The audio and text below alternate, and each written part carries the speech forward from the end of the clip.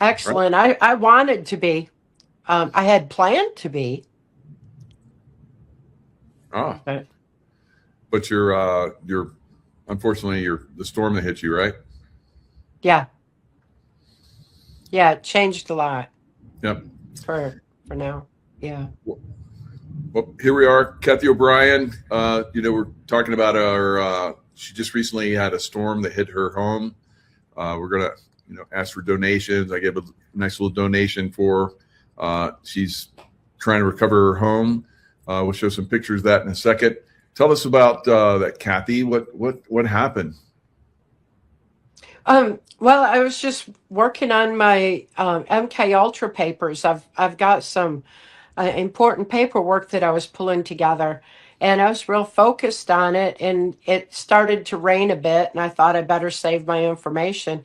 About the time I had that thought, the house was covered in 38 trees. It was instantaneous. There was no tornado warning. There was no drop in, pressure like I usually would feel with a tornado. There was no indication whatsoever. Just all of a sudden, wham slam, and neighbors spent the next few days, digging us out where we could at least get out the doors and get some electric crew up here and get our power hook back on. So um, it was quite a surprise. I'm amazed that nobody was hurt. This is just miracle of miracles in that regard. Um, and the house is still standing. It's damaged. The roof is ripped up. There's a lot of problems. The retaining walls were all knocked down. The garage was smashed. The truck was smashed. Carport. It was really a lot of damage.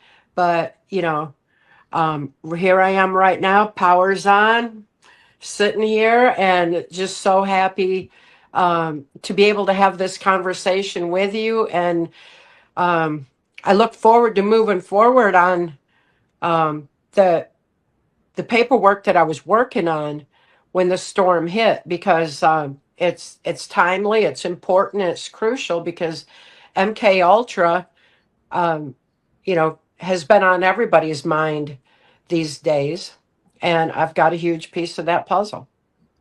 Wow. So you want to share a little bit of it with us? Oh, well, I've found that people aren't connecting the dots. They're not understanding how deep the roots go on it. Hmm. And when MK Ultra files were declassified a little over a year ago now, and thousands of documents, but obviously there's a lot of important ones that weren't declassified. My case is still under national security. I've got national security. If people try to get freedom of information on me and uh, and transformation of America, that they'll find national security is still on it. So obviously there's a lot that still needs to be revealed for people to understand, which Hmm. may be why the MK Ultra hearings were canceled May 13th, or Wow. postponed, I guess, and why all those documents were taken from Tulsi Gabbard's office. CIA is obviously scared people are going to find out the truth. Wow. That's crazy. Yeah. And that's kind of you understand all that. Of course, you and Mark, once CIA helped you, break free from the trafficking, you and your daughter. So he was well informed about the CIA's patterns and tried to expose Yeah, that along with you. So that's fantastic. absolutely. Yeah. So that, I mean, the MK Ultra is like, it's worldwide. It's not, people Right. are like, well, some people have been affected by it. No, everyone is affected by MK Ultra. Yes. Yeah, and that repetitiveness, like you talk about, that happens quite often. Uh, and how is it that people can't see through that? It's like it gets repeated over and over again. It's just like, and then people accept it as fact. Right. And they've been conditioned for generations to look outside themselves to authority and not research further, because that's just part of the multi-generational aspect of MK Ultra. And I find that the I make comments and I see what people are saying, and they don't understand that this has been going on since we imported the Nazi and fascist scientists into the US with Project Paperclip in Hmm. the wake of World War II. That's a long time. And they've been using multi-generational MK Ultra mind control, Project Monarch, sub-Project Monarch, to manipulate the generations into slow compliance over time. That's why it's a 100-year plan that is supposed to conclude with the Agenda 2030. But who knows? You know, mind control never seems to go away, no matter how many times they say that it has. It hasn't. It's only expanded. It continues to expand and accelerate and advance technologically. So that's one of the things that you think people would wake up to it. Now, you're writing this report. There was supposed to be a congressional hearing on all this. They got canceled. Wow, just not too long ago. It's what, about a month back? They were supposed to do it, right? Yeah, it's about a month ago now. Yeah, and all that was postponed, and the need for the information is stronger than ever. The Sure. hearings have got to happen so people understand how they're being manipulated, and how trauma is being used to manipulate. And I have so many pieces of that puzzle. Like at this point, there's so many people that have been affected by the corruption in child protective services, realizing that CPS is really part of the trafficking pipeline, and the evidence is overwhelming on it. And so many people are affected. They're like, okay, what can we do to avoid that? You know, so there's things people can do. Most of all, number one, be aware. Um, know how this system was structured, and that we can't wait on government to fix it for us. Um, Thank you. it's up to us. It's up to us to do it. So it's a matter of showing the roots of corruption and providing a solution going forward so that people can start being effective in protecting our children. Yep. And you know, we've seen.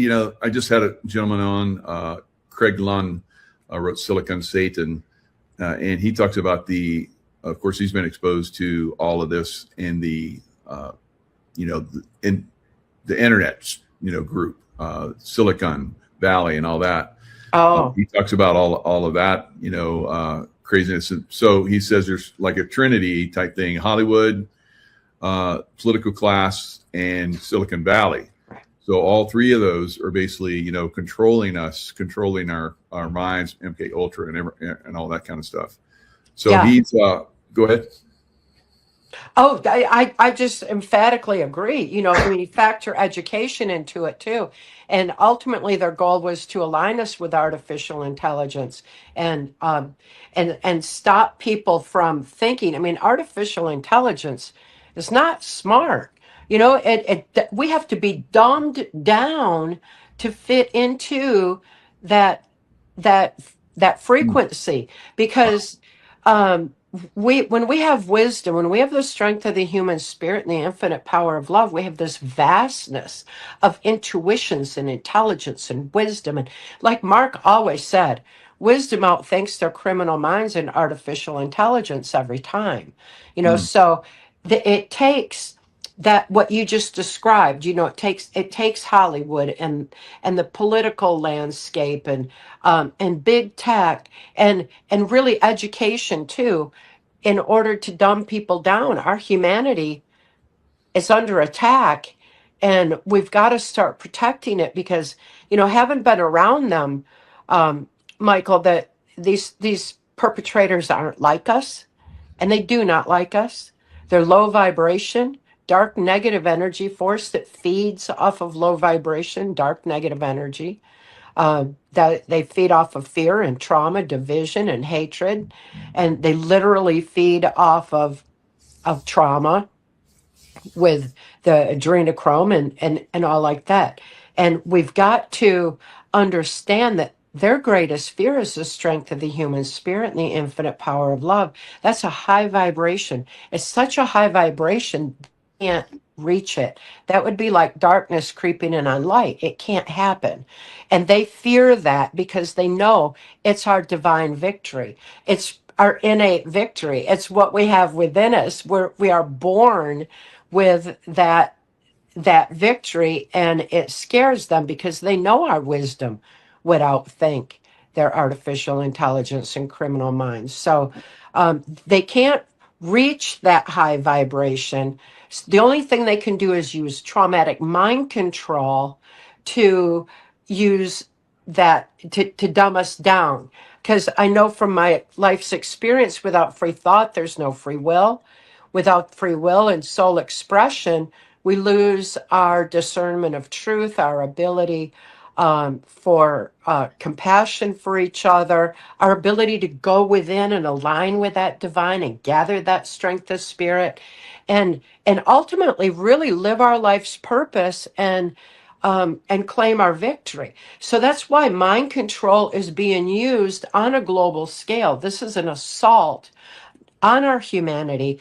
And in that regard, mind control is a spiritual warfare. It's one where we've got the victory, but people have to remember that. They got to be able to think to go within and, and realign with that divine within, which is why I just wrote my most recent book, Align with the Divine, because um, that's our victory space. We all need to do that. We all need to remember who we are and why we're here. Yeah, Claim that victory. that's a great book. I downloaded that and I've been listening to it. Very good, very nice. We think so much alike on the love and connecting with that divine source and everything. So very, very beautifully done. Now we look at I never even thought about all of them combined like that, Kathy. You just awakened me to that. It's like I would think about the political system being separate, coming at us and dumbing us down, but they're all combined, working Yeah. together. Oh, it gotta make so much sense, duh. So brilliant, brilliant. Now Epstein, all right. So I talked to this gentleman, Craig Lund, and he says Epstein is just like that's a distraction. There's so Yes. many more of those out Yes. there Yes. still. Yeah, and they've been around forever, my whole lifetime. So I'm looking at all of that and realizing, that it will help for people to understand how MK Ultra has infiltrated into everything and has affected our politics. It's big tech. It is Hollywood. It's all these components and aspects of it, because when people can connect the dot, they'll start to realize, oh, it's just this one thing, and all we need to do is remember who we are and why we're here. So it's so spiritually evolutionary, and I'm so excited to get to be part of this aspect of solutions, and that's what I was working on so hard when the tornado hit, and things have just been its own whirlwind ever since. That's so crazy that you had no warning and it just None. bam, it hit. It's almost like you were targeted. It's like you've probably been targeted so many times. It is very strange because my neighbors just down the driveway didn't even have a leaf in their yard. Nobody, a couple, Oh, a couple of campers got got damaged at the resort across the street, and aside from that, we took the whole thing. We took the whole thing. It's it's it's so hard. I'm so pleased that this house that Mark and I, you know, built up, that it's still standing. It's got a right. lot of damage, but it's standing. Mark's sacred library and the museum pieces in this house, they're all secured. Of course, we got the tarp on the roof and all that, keeping it secured. But to me, everything that counts is it's like it's okay. Everything else can be rebuilt. But you know, Michael, the other thing that really breaks my heart is all those trees and all the nature that was damaged in this process because Mm. my yard is a sanctuary for wildlife um and now it's just a giant heap of busted, twisted trees Oh, um and so many. I mean, I've never seen anything like it, and hmm. we'll need to replant. And it's one thing just trying to be able to get funds raised to fix the roof, and you know it's so difficult in that regard. And it's like, oh man, if only there was enough to plant some trees back, you know, Yeah, um, and take care of the nature and the wildlife and that beauty, that beautiful aspect too. That's um, that's hard to see every day. A lot of yeah, sunlight coming in this house. yeah. All the trees were taken down. Wow, Yeah. it's so amazing. You get targeted like that. Wow. Yeah, I'm not, whether it was or wasn't, it's Yeah, abstractly weird. Um, didn't have anything that I know of with the rotation. My daughter Kelly was standing out on the front porch and had no clue it was anything was happening aside from rain coming on. yeah, And then she saw what looked like a tornado drop down right out in our field here.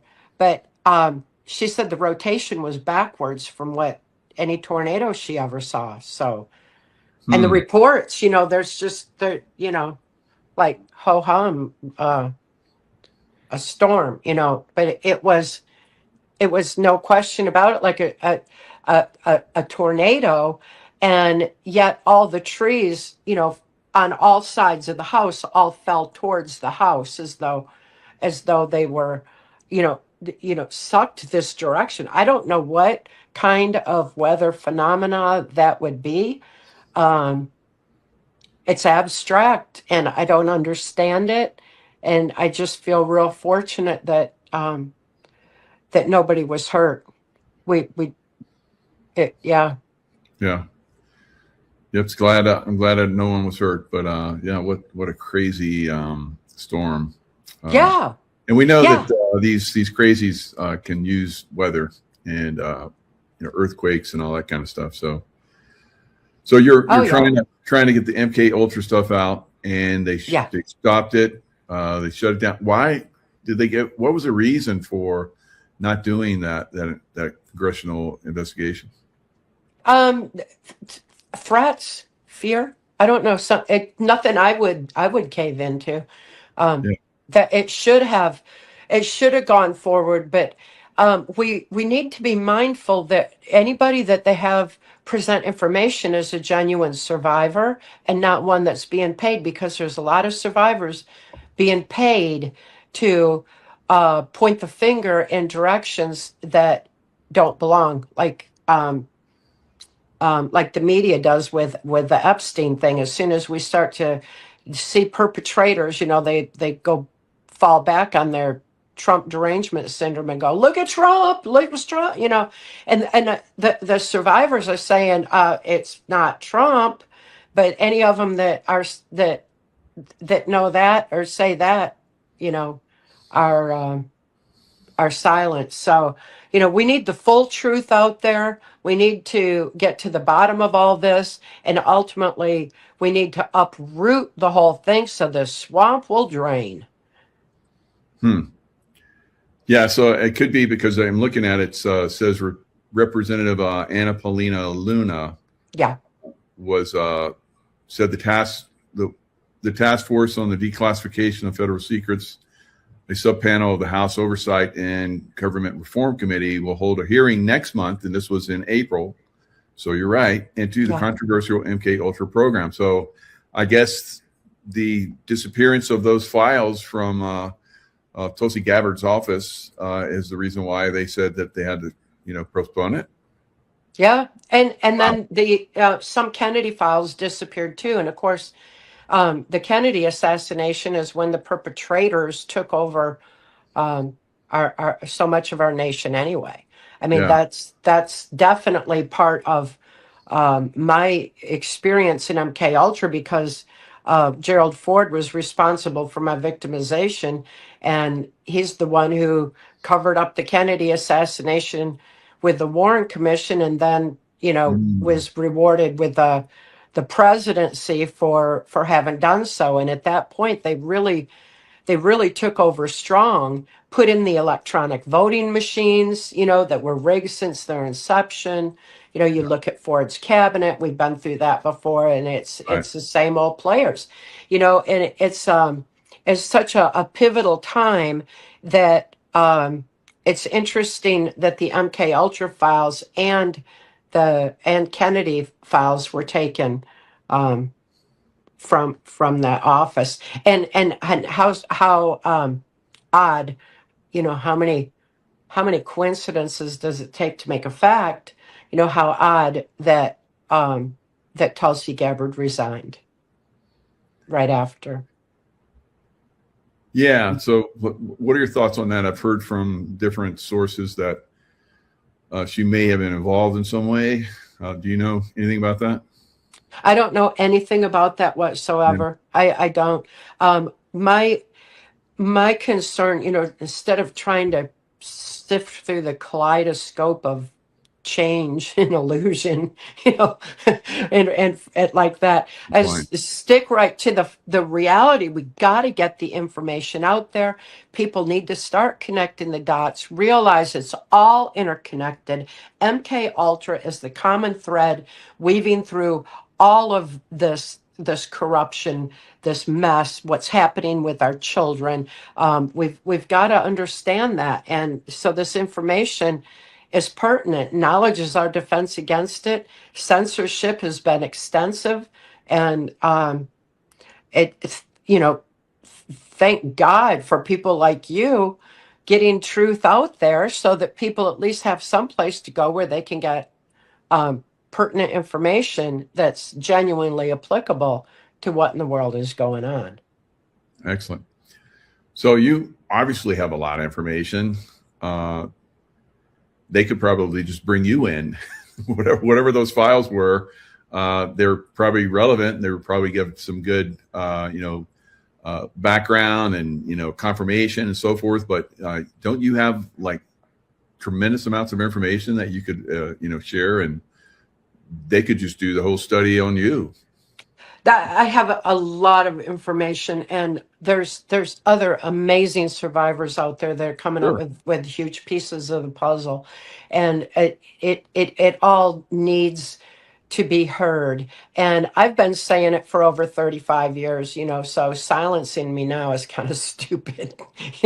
I'm not gonna stop or be stopped. I'm gonna get Mhm. the information out there. This I look forward to getting this this tornado bit behind, so that I can move forward and resume what I was doing, because I'm extremely excited about what what I had on my plate, and where I was headed before this, kind of momentarily derailed things. So, have they given you any insight on when it might be started up again? None. I haven't heard a thing. Oh, No, and it's like crickets in DC about the confiscated files. yeah. Why isn't that? I don't really know, but it seems treasonous to violate presidential order like that, and do that. I don't know. I don't understand how that can just be Yeah, swept I'm under a rug. looking forward to seeing what Juan's thoughts on that are. I'll see him in a couple days, so that's definitely one of my questions. Yeah. Oh, I had hoped to be at that event, and Oh, that would have been and great. knowing you're going to be there, all the more reason. I wish. Yeah, we haven't met in person yet, so that'll be great too. No, we have. Yeah, I yeah, met you in briefly. Ohio, Bri- didn't we? That's right. That's right. Briefly. And Yeah, wow, I definitely want more though. that's right. Yep. Amazing. And I know you and Tracy hit it off really well too. So that's Yes. fantastic. Yeah.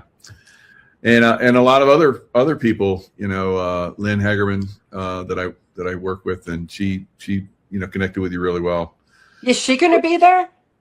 I don't think she's going to be at this. Oh, wow. I was going to say, oh my gosh. Yeah. Yeah, she's another one of those survivors that Exactly.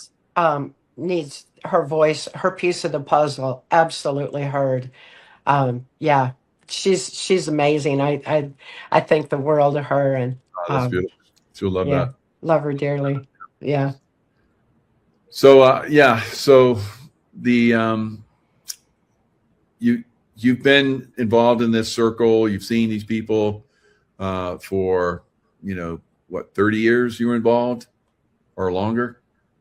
Yeah, the first 30 years I was exposed to the top, and I was thinking how I was used to deliver messages to and from Right. government leaders because of the way the brain works. It photographically records events surrounding trauma. So when you're in traumatized state, the brain's on photographic record. They Wow. use that for delivering messages Hmm. and accessing them and everything else. So they know the brain works that way. But these idiot perpetrators would stand around talking in front of me all the time while I'm in a traumatized state. Of course, they thought I was going to be killed like so many before me at Bohemian Grove when I turned age 30, and their secrets would die with me. But that didn't happen, and so I've got all this photographic recall of their plans, what they had, what they had in mind, seeing what they intended to have unfolding versus what's actually unfolding.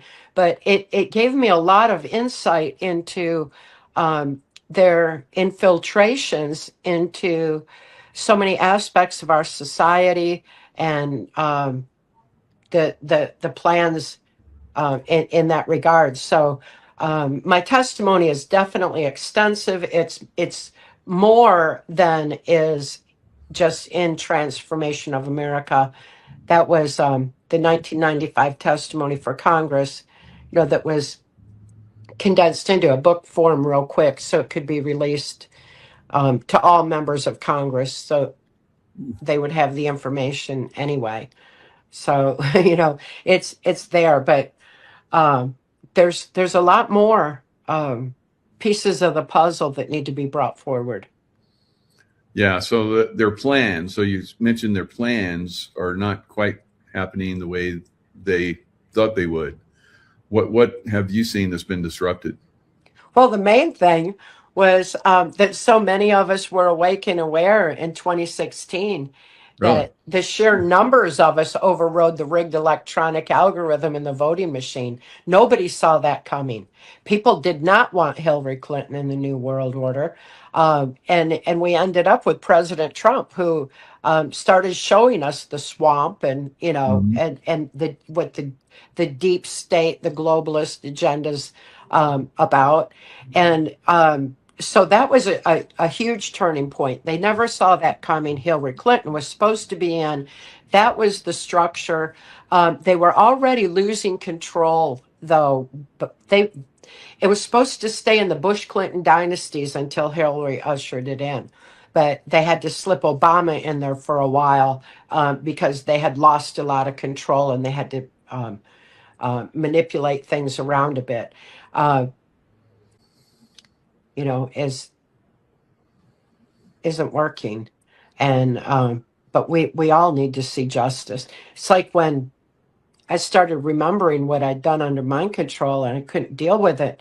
Mark told me that we're not responsible, that I'm not responsible for what I did under mind control, that my abusers are responsible for that, and they need to be held accountable for that. But now that I'm aware, I am responsible for all my actions going forward. So that was such a huge turning point for me of realizing, okay, everything I do is going to be true to soul, out of love for humanity. I'm gonna choose my own path. I mean, it was just a huge turning point, and really everybody on a global scale needs to see that, and they're seeing the results of that, and many people are grieving and they feel guilty and everything else, and they need to see those responsible for that locked up. And yet, here we are, just sitting in the same place without seeing any justice. No justice in the Epstein files, nobody locked up for raping children, no justice. It blows my mind that the Clintons are still walking free when everybody everywhere knows they've were have been guilty for generations, and the evidence has been right there for a long time. You know, we need to see some justice. Yeah, definitely. And some of that justice comes about through prayer. In your book, Align with the Divine, definitely is helping people see that. In every show that we talk about the power of love, and I think it's making an impact. It seems like things are breaking down, not at the pace and at the rate that we would like to see them, not at the rest cycle that we would like to see happen, but it seems to be having some impact. What are your thoughts? Oh yeah, I absolutely love that. It's like there's a mental and spiritual evolution that's happening, with or Mm, without justice, with or without the government, good point. with or without um, big tech or the media validating that reality, because it's an individual journey and people are going within, they're reconnecting with their true nature and remembering who they are and why they're here. That's ultimately that's where our victory is. That is what people are moving into. I'm confident in humanity. I'm confident in the strength of the human spirit, and I'm excited to see other people waking up to embrace it. Yeah, it's definitely beautiful, and there's good comments that are coming through. Get some good views going on, so this will probably get good views and spread like we like to see it. It needs to continue, uh, even though we do what we can. Sometimes we're attacked, like you just said. I think that when I saw that you had this storm that hit, I was like, she got targeted. That's the first thing that came to me, and now that I'm hearing there was almost nothing else that was hit other than your house on the level that was hit. I'm like, it's crazy. So it's frustrating, and we do our best to help each other out. So I hope people will help contribute to helping you get your house, and maybe your trees back. Hopefully, I mean, we can't say Oh yeah. maybe. Definitely, Yeah. those trees should come back. So get some planning done. Wow, it's now. How long have you lived there? Mark, rescued you and your daughter and brought all your farm animals and everything. Was that the place where you guys went? It's we went here soon after. We lived here since Trance came out, like in 19 since from 1996. Okay. So it's been I've been in this beautiful place for 30 years. All Mm. the years that Mark and I were in it, we were building it up because um, it was in extreme disrepair Mhm. back then, and we built it with love and all of Mark's MacGyvering capabilities that he could do, which is extensive. And I'll tell you, it made it strong enough to withstand that blast, and Uh, the damage to the roof and the places that were damaged so horrifically. Um, Definitely, can be repaired, need to be repaired, and I'm just going to be um, happy to be able to move past this difficult time, and I'm so very, very grateful to all the people who have reached out, the people who care, all the love, all the prayers. um, it's just been um, it's just been so beautiful, and they're helping out with the GoFundMe, getting that information out that we need help is difficult, but yet people are sharing it and doing what they can. So I deeply appreciate that, and I appreciate you and your kind care and compassion and ability to get the word out there too. So thank you so much for that. Hopefully that it'll make um, a big enough difference to get through this curve fast. Yeah, and since I gifted, just a little while ago, the numbers are up nicely. So the word's getting out there. So hopefully people get you to where you need. There's quite a lot of devastation you can see in the picture. So it'll come back. We'll Yeah, get you. yeah. You've given a lot to humanity. You deserve to have some support. So I think people are Well, going to. that is sweet. That is so sweet.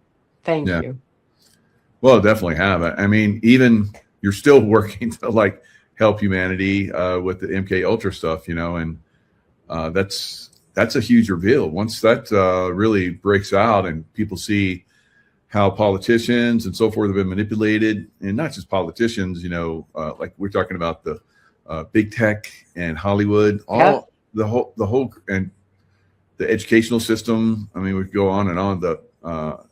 The military system, it's all been infiltrated through this MK Ultra mind control program, and of course the CIA, FBI. So all these different groups are just riddled, and so that's probably why they're going out of the way to make sure it doesn't these hearings don't happen. I guess so. There's so many survivors emerging now. There's so many that have been affected, but now they're actually daring to come forward. They're like, oh, I'm not the only one. Okay, and it's very Yeah, helpful to them, and they'll reach out to me for a very crucial that just makes all the difference for them, and their needs have not gone away with this tornado. You know what I mean? It's all still there, and it's as intensive as ever. And I want to be there for everybody. It's my power's only been back on for a couple days. It's been real intermittent. It's been uh, difficult for well over a week, for about 2 weeks.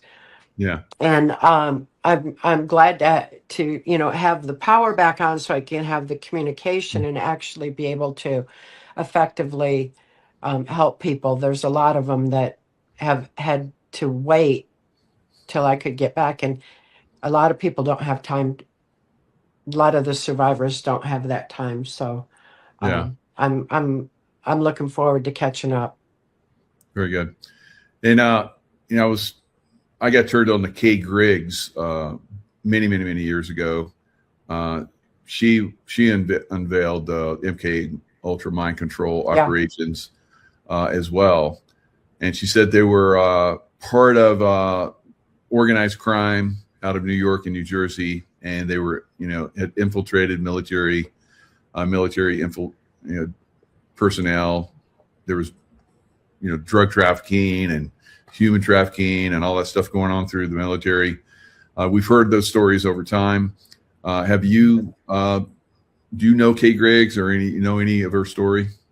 I know of her, Yeah, and I knew that she was among the first to emerge. Is she still speaking out? Is she still out there? she went. She went on the down low for a while, Hmm. and she popped up and did a show, and I haven't heard from her again. When was? Let me see if I can. The last show I think she did was last year, March 15th. She kind of Wow. popped up and did a show. Very, very. um, you know, secretive. She met with a guy at a place, and they talked, and I don't even think they even showed her. It was just her voice, and she talked about how she'd been laying low, and but she'd revealed again. So it was very interesting. Yeah, so many that came out that early didn't survive, and she was one of very few who did. Yeah, And I was always encouraged to know she was out there, you know, good. and that's Just like you say, I think of other people that have inspired me to speak out.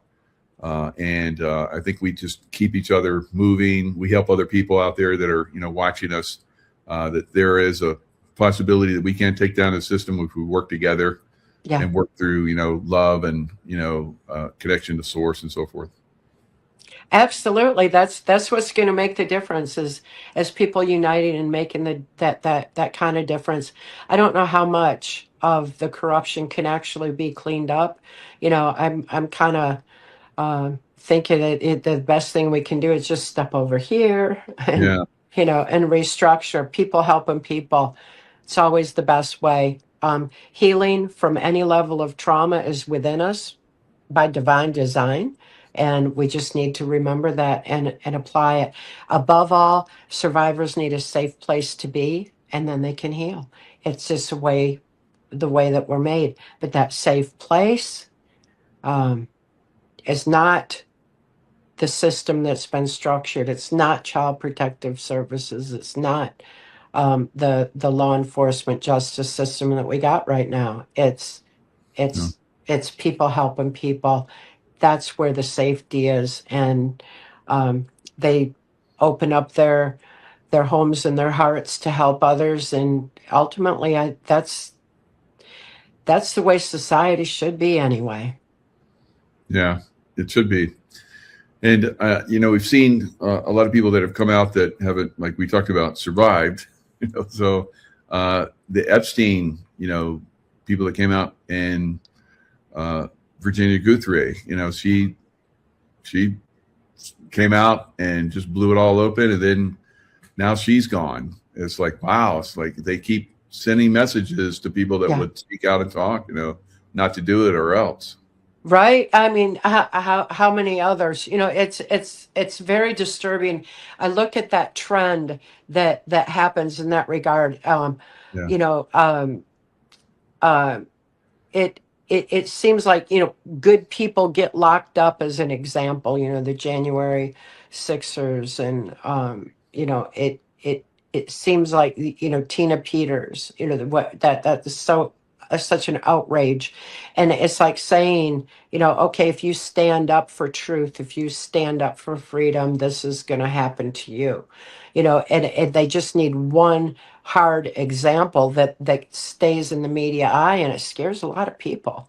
Ultimately we got to get over the fear, get past the fear, and realize that they can't lock us all up, they can't shut us all up, they can't shut us down.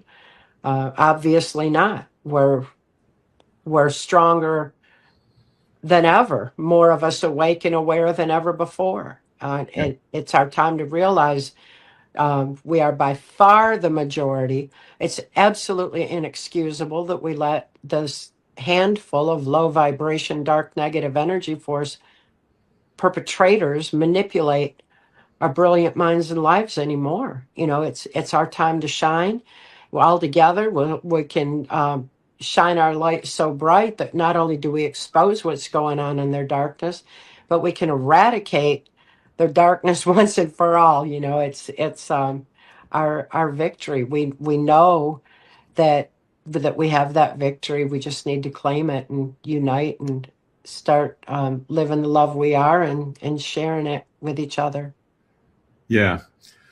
So we're seeing the, Belfast, Ireland. They're starting to, push back on the government corruption and so forth. It's kind of, I look at that as like it's like, yes, finally, people are standing up, and it's got to. Unfortunately, it seems like it's got to come to this where people really have to, stand up and push back on this. Mhm. I think it's going to start to, go out. I think they're going to try everything that they can to like stop this in Belfast. They could come down hard on the Irish, but the Irish are fighters. So Yeah. if any place that it could have started, that's probably the best place. So, Yeah.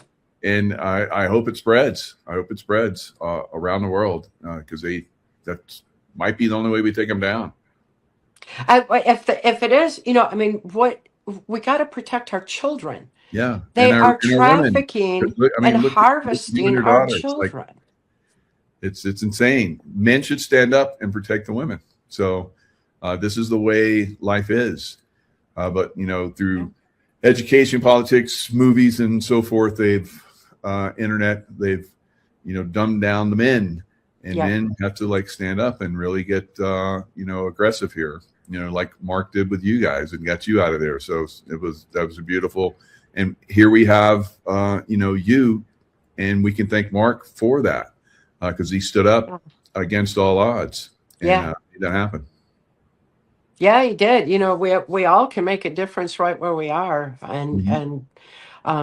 and take that stand. We've got to understand that the enemy only has as much power as we give them or let them steal. We've got the capacity to overcome this. We've just got to do it and know what we're up against. It's like awareness is the first step, and that truth empowers people to effectively, you know, take down this mess, to take down that enemy. But we got to get the truth out there. That's it's that's a challenge. Definitely. And so people can find you on trance-formation.com. Yes, always my website, trance-formation.com. Of course, all my books are on Audible. I read them myself to preserve the integrity of information, Great. because Yeah. so they're that way too. But I've secured the information on my website. I post my podcasts and everything else there too. I've got the healing trilogy now, 3 books for healing that's really helping survivors a lot. I'm so excited about that, not only helping them heal but to move forward, because they forget that part. They get so ingrained in that victim mentality, um, Yeah. um, mode, that it's time to move beyond that, and it's easy to do when we align with the divine, and allow animals and nature to show us the way back to our nature. And it's Mhm. yeah. Yeah. Fantastic. So yeah, it's always a pleasure, honor to have you on, Kathy. And I, still encourage everybody to help Kathy. Oh wow, it just jumped big time. So thanks everybody that's Oh, donating. That really makes a difference. So hopefully we can get you to the point where you get your house back to the way it was and get some nice trees planted again. that So would be great. lots of love to you, Kathy, and thank you so much for all you do for humanity. Thank you. I appreciate you so much. So much. Bye-bye. Restored Republic via GCR update as of Judy note, on Sunday, June 14, 2026 Flag Day and President Trump's birthday, he finalizing peace in the Middle East by announcing, the deal with the Islamic Republic of Iran is now complete. Congratulations to all. I hereby fully authorize the toll-free opening of the Strait of Hormuz, and, simultaneously herewith, authorize the immediate removal of the United States naval blockade. Ships of the world, start your engines. From mysterious tunnels under prominent military bases to vast caverns concealed beneath major cities, these hidden subterranean worlds have long been the subject of speculation, intrigue, and fear. This article dives into the lesser-known underground systems scattered across the country, revealing their legends, documented sightings, and whispered secrets. Friday, June 12, 2026, America's biggest cover-up exposed, the secret underground cities, military bases and government-controlled tunnels they don't want you to see. What we thought we knew, but didn't really know and now are supposed to know but don't have a clue. With clones, doubles, Made-up movies Hollywood style and Trump's military alliance throwing more popcorn at us, it gets so confusing. Saturday, June 13, 2026, XLM and XRP ISO 20022 QFS digital assets are backed by gold and silver and would be the new legal tender after the global financial crash. Saturday, June 13, 2026, Justin Bieber reveals he is living with HIV after being violated by Hunter Biden in 2009, White Hats on Telegram. Saturday, June 13, 2026, a major security operation reportedly unfolded Monday night as a rogue drone was neutralized near Madison Square Garden while President Donald Trump attended Game 3 of the NBA Finals between the San Antonio Spurs and New York Knicks. Saturday, June 13, 2026, Trump administration suspending federal funding for Karen-based key homelessness program after audits revealed $50 million handed out with only $13 million properly accounted for. One official tasked with housing 300 homeless people used the money to buy luxury homes in Westwood and Greece. $24 billion statewide potentially missing while homelessness explodes. See possible timing, Sunday 14th of June tonight. Expect the unexpected. Turn on notifications. Be ready, Tier 4B ISO 20022 on Telegram. Saturday 13th of June, the moment we've been preparing for is almost here. Over the next 24 to 48 hours, the final activation steps are expected to move into position. Official notifications could appear at any time, signaling the beginning of the new financial era that has been quietly building behind the scenes. Global activation, the reset is now approaching its live phase. Central banks and financial authorities across multiple regions are aligning for a synchronized confirmation of the transition. Once the switch is acknowledged, the new quantum-secured monetary system will begin operating openly. Wallet access, clear instructions will follow on how to access the QFS wallet. I'll be among the first to log in and view the updated digital assets. The rollout may involve encrypted app updates or secure system alerts, but the process is expected to be simple due to the extensive preparation already completed. Financial reset, new currency values will appear directly inside the wallet interface. Adjustments to debts, balances, or legacy accounts may follow automatically. Every update will be logged through the quantum ledger, ensuring complete transparency and verifiable records of each transaction. Smooth transition. All prior trials have been successful. Recent test operations included a fully offline quantum-safe transfer that executed without errors. With the infrastructure stable and support teams positioned, the transition is expected to unfold cleanly and without significant disruption. Everything is aligned. The framework is ready. Keep your notifications enabled. We are only hours away from a historic shift in global finance. EBS, blackout, martial law, lockdowns. Sunday, June 14, 2026, the emergency broadcast system was set to activate at any time with an address by President Trump over cell phones worldwide. It will be followed by worldwide rolling blackouts and 3 to 10 days of communication darkness while documentaries are shown over the new Starlink satellite system, Patriot True Archive on Telegram. The Emergency Broadcast System, EBS, will soon activate worldwide. It is advised to stock up on food, cash and essentials in preparation for an estimated 3 to 10 days of rolling, temporary worldwide blackouts. Rolling blackouts across the world were necessary for military operations as Trump's global military alliance did their final takedown and arrest of the Satan-worshipping, child-sacrificing treasonous deep state cabal, who had military tribunals awaiting them. The planned global blackout will shut down all communications, including phones, TV, radio and the Internet. During a limited time, planes and trains could be grounded. Banks and ATMs will be closed. Credit and debit cards won't work.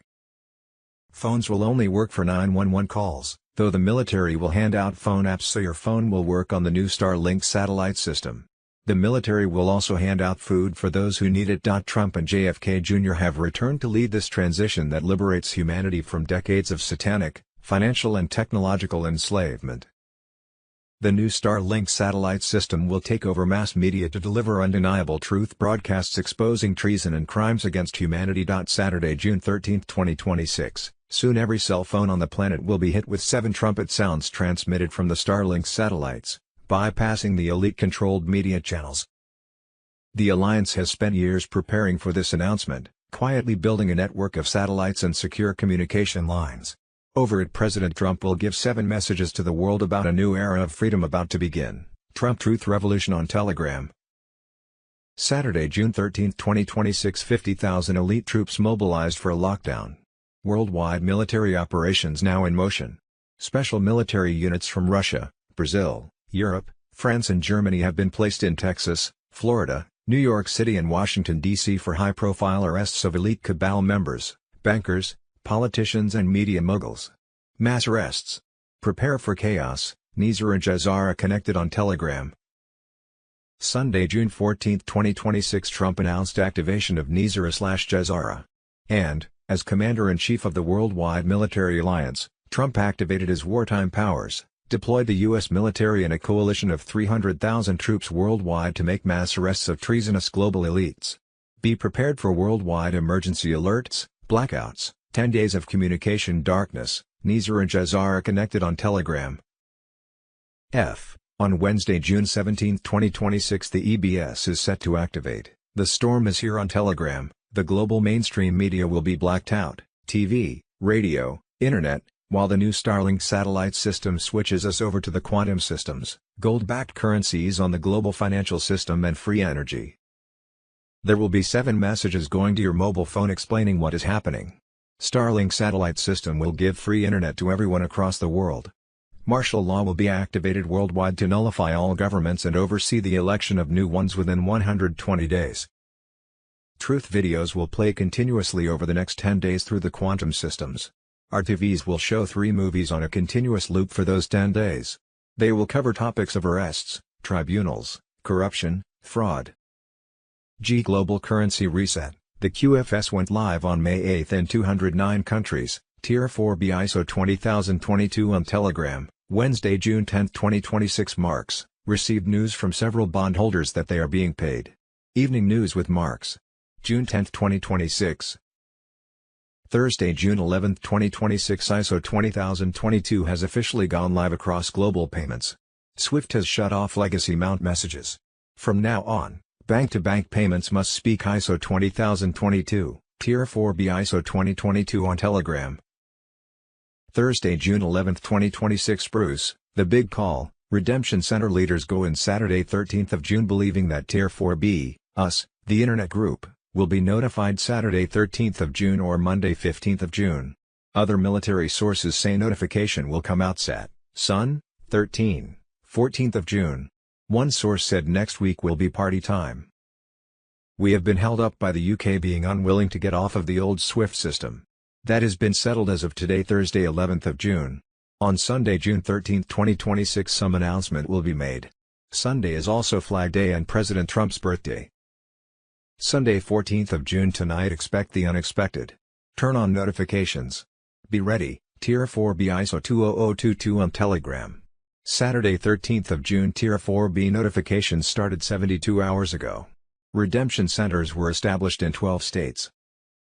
Stacked 800 numbers were waiting for one sign, Trump walking into Fort Knox on camera and opening the 20-ton door. When he opens it, the EBS fires. The EBS fires, locking the QFS. When the QFS locks your debt disappears. When your debt is gone, you are liberated. Each sovereign citizen is issued a quantum wallet that is preloaded with their birthright value, which is derived from your birth certificate bond, your lifetime tax contributions and the interest stolen from you since 1971. Running. Article 21 of Jazara, Debt Nullification. The algorithm is computing every mortgage, every student loan, every credit card charge with unlawful compound interest. $100,000, $450,000 to the average American. That number is being encoded into your QFS ledger as we speak. Trump sat with Cheryl Atkinson and said, "I want to go to Fort Knox. I want to see if there's gold in there." Then he said, "They steal a lot." He wasn't guessing. He was telling you that. The audit is complete. Results are classified. What they discovered changes everything. 147.3 ounces, that is what is supposed to be there. Real value at $4,700 an ounce, $692 billion. But the audit team that came in on March 14 under Executive Order 14,271 found more. Nowhere on any ledger. Gold repatriated from the Vatican Bank. From the Bank of England. Basel. Ref. Knox Audit 2026-0314 Sigma. This is the gold that backs your new currency. The QFS went live on May 8 in 209 countries. Each sovereign citizen is issued a quantum wallet that is preloaded with their birthright value, which is derived from your birth certificate bond, your lifetime tax contributions and the interest stolen from you since 1971. Running. Article 21 of Jazara, Debt Nullification. The algorithm is computing every mortgage, every student loan, every credit card charge with unlawful compound interest. $100,000 $450,000 to the average American. That number is being encoded into your QFS ledger as we speak. Trump said I want to see the gold because he wants you to ask why. The answer, the gold is there, and $43 trillion more, and it is yours. Tier 4B notifications started 72 hours ago. Redemption centers were established in 12 states. Stacked 800 numbers. Waiting for one sign, Trump walking into Fort Knox on camera and opening the 20-ton door. When he opens it, the EBS fires. The EBS fires, locking the QFS. When the QFS locks your debt disappears. When your debt is gone, you are liberated. They kept you a slave for 53 years. Every dollar you owed was a lie. Every interest payment was theft. The guy who said they steal a lot is about to prove it live on television. Sunday, June 14, 2026, after Virginia Giuffre's reported suicide, other Epstein survivors are stepping forward, making it clear to the world that they are not suicidal. Juliette Bryant, who says she was kidnapped by Jeffrey Epstein over 2 decades ago, claims she met Epstein in Africa while he was with Bill Clinton. Bryant also alleges that several Epstein victims have died under suspicious circumstances and believes they are being eliminated one by one over time. According to Bryant, survivors are now living in fear for their lives, as their warnings continue to be ignored by the mainstream media. These witnesses and survivors need to be protected. Jim Caviezel on Telegram. What we think we know. As of Monday, June 15, 2026, Saturday, June 13, 2026. Boom. Tulsi Gabbard just lit a fire under Washington. She says more than 120 taxpayer-funded biolabs across 30 countries have been hidden from public scrutiny and claims Americans were repeatedly misled about gain-of-function research. Then she directly called out Anthony Fauci and other officials, accusing them of covering up information and attacking those who asked questions. Not only did they lie, they threatened those who tried to expose the truth. For years Americans were told not to ask questions. Now those questions are getting louder. If Tulsi's allegations are true, this could become one of the biggest scandals in modern government history. Hillary Clinton's email to Pizza and John Podesta confirms the Kenyan administration, Barack Obama plus Hillary Clinton plus Saudi Arabia plus Qatar founded ISIS. Saturday, June 13, 2026. JAG convicts Obama DNI Director James Clapper of treason. JAG convicts Obama DNI Director James Clapper of treason. Saturday, June 13, 2026. Julian Assange. ISIS is funded by Saudi Arabia and Qatar. The White Rabbit on Telegram. This is the most significant email in the whole collection. The government of Saudi and the government of Qatar that has been funding ISIS. Under Hillary Clinton and Clinton emails revealed. The largest ever arms deals in the world was made in Saudi Arabia, more than $80 billion. In fact, during her tenure as Secretary of State, total arms exports from the United States in terms of the dollar value doubled. In other words, during Hillary Clinton's time as Secretary of Bribery, the Obama's State Department approved massive arms sales, particularly to Saudi Arabia. The result was the rise of terrorist groups like ISIS, funded largely by the very people who were bribing. Government fraud. Ends Saturday, June 13, 2026. Barack Obama was using USAID to pretend to send money to a country for aid and instead laundering it to the Cayman Islands. He would then use that money to fund and train renter riots for protests to overthrow governments. White hats on Telegram. Mike Benz on Joe Rogan, a scandal during the Obama USAID era. We were running a number of rogue USAID operations in Cuba at the time. I'm simply showing the American people where your tax dollars are going and how these things are structured in order to systematically fool you and to fool Congress and to fool the White House. USAID pumped $1.2 billion in, and we sponsored these activist groups and these civil society organizations to learn how to use Facebook, learn how to use Twitter, learn how to use hashtags, learn how to coordinate street protests so that everyone knows where to go, what street to show up on, what kind of slogans to use in order to create the pro-democracy predicate for it. He talks about how Obama funded a Twitter clone that would be used to push propaganda in Cuba to inspire these protests and overthrow the government. Mike Benz explains how Barack Obama overthrew many governments. So what they did is they took the exact same thing as Twitter, same user interface, same like, and retweet buttons. Unzuño is the Cuban slang word for hummingbird. So it means, it was the Twitter bird, the whole thing. But the whole trick about it was you have to make it look like it's coming from the Cubans if you're going to do this operation.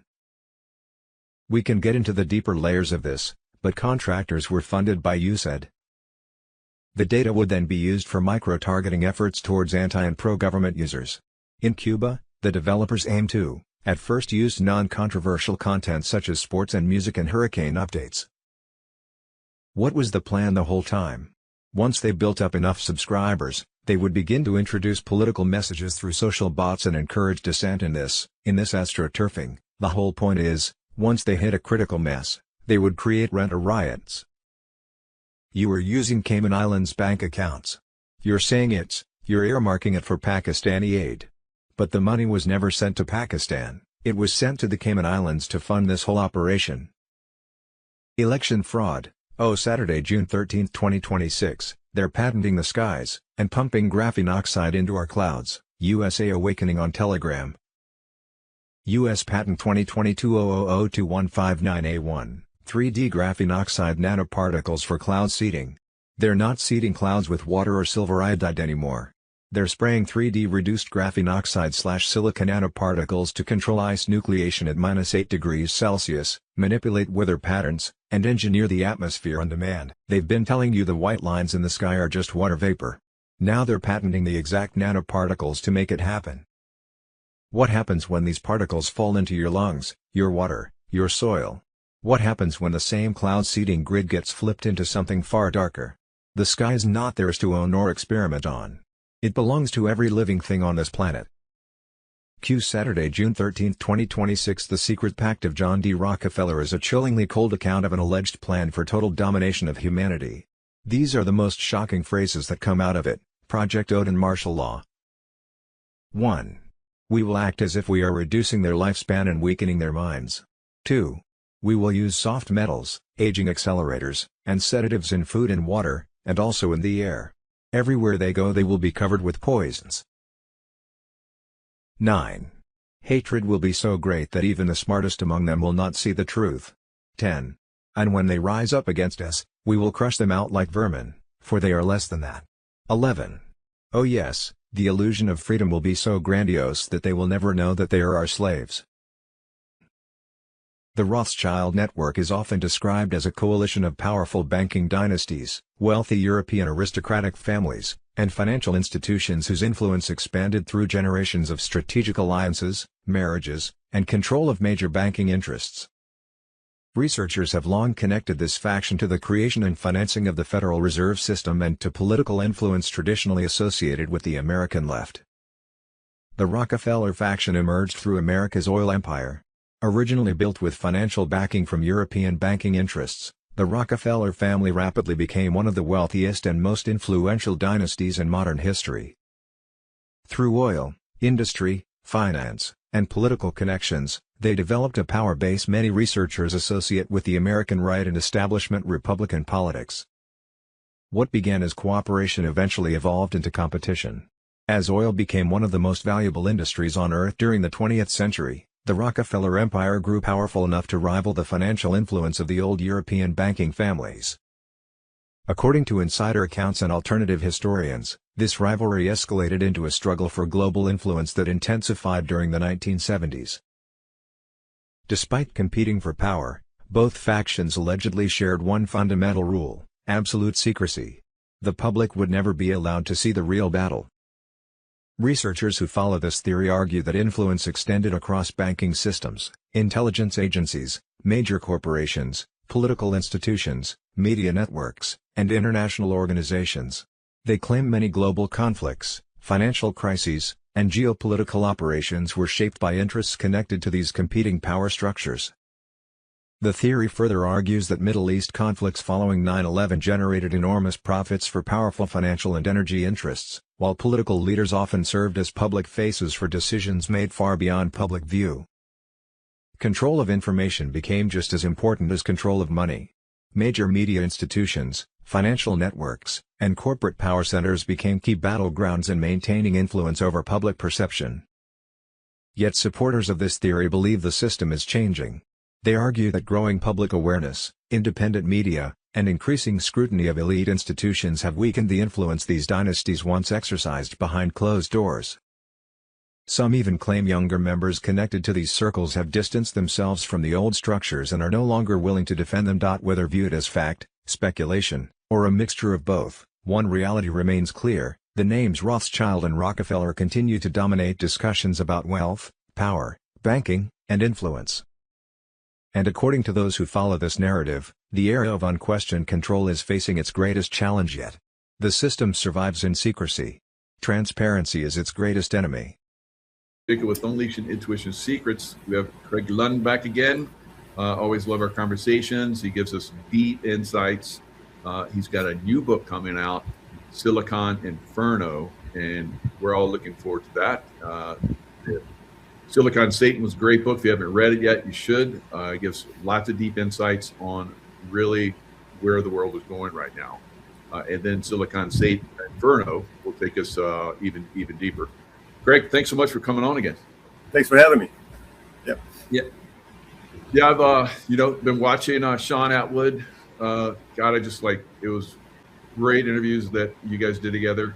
Of course, I like our interviews too, but he's got a big audience, and they were asking some good questions. So we'll take some questions from the audience here, and slip them in every now and then during our conversation.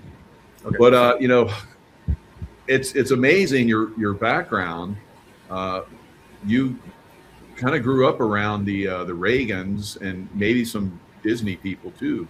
Tell us a little about that. Well, my grandfather was a cattleman from Texas. His family was Texas cattlemen, and he wanted to get out in the world, so he moved his family to Los Angeles during the real estate boom. And he got to know some of the big wig real estate guys, including Disney's brother. I can't remember his brother's name, but Disney's brother, Walt's brother, was really the brains behind the whole thing. And they're just like any other set of elites. They're after the children, and the Club 33 and all the Disney weirdness and all the cartoons. Yeah. So I was kind of exposed to all that. We had a lot of parties at the ranch. It was a big party place, horses and the times, the 60s and the 70s, and people seemed to have a bit more carefree lifestyle back then, especially in the West Coast, California, and they had a lot more money to spend. Yeah, so it was a good childhood, except for the weirdness that was going on. You can look at it from both angles. Yeah, so that must have been pretty interesting, seeing those, the big wigs, if you call them that. The high-end people, because the ranch that your grandfather ran, and you were part of it. It was in your family. You did the Tennessee Walkers, and a lot of people liked those, and so that's why they're called pleasure horses because they have a smoother gait. It's a 3-step gait, so they don't bounce as well. They don't trot. Tennessee Walkers were originally developed as plantation horses. You could ride your horse all day long and check the plantation, and you don't come back with a sore butt because it's a really smooth ride. And not only that, but you don't need a lot of training to ride a Tennessee Walker. It's like a lot of the riders that we had when we went to the shows were family members, and we didn't train all that well. We just, the rule was just keep your butt on the saddle. That's it. The horse will do the rest. Interesting. Yeah, that's very trained. It's like ballet for horses. If you've ever seen a Tennessee Walker horse show, it's very strange. Some of the walks that they do. Fascinating. And so that's interesting because you're growing up in the 70s and 80s, the sexual revolution you talked about before.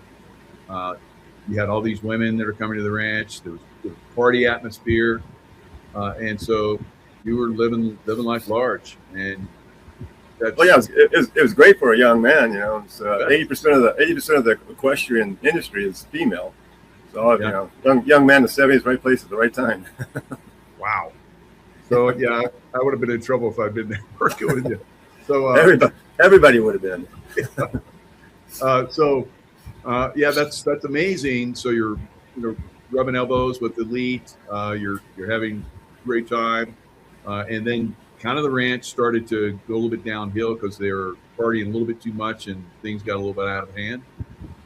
Yeah. So hanging around with all these people in this party atmosphere as a young man, it sort of groomed me to be around these people. I didn't know who they were, and it didn't occur to me until years later, what I was involved in. But it made it a lot easier for me to approach some of the people later on in my life without being intimidated or by their status or their money, because I was kind of used to the whole thing.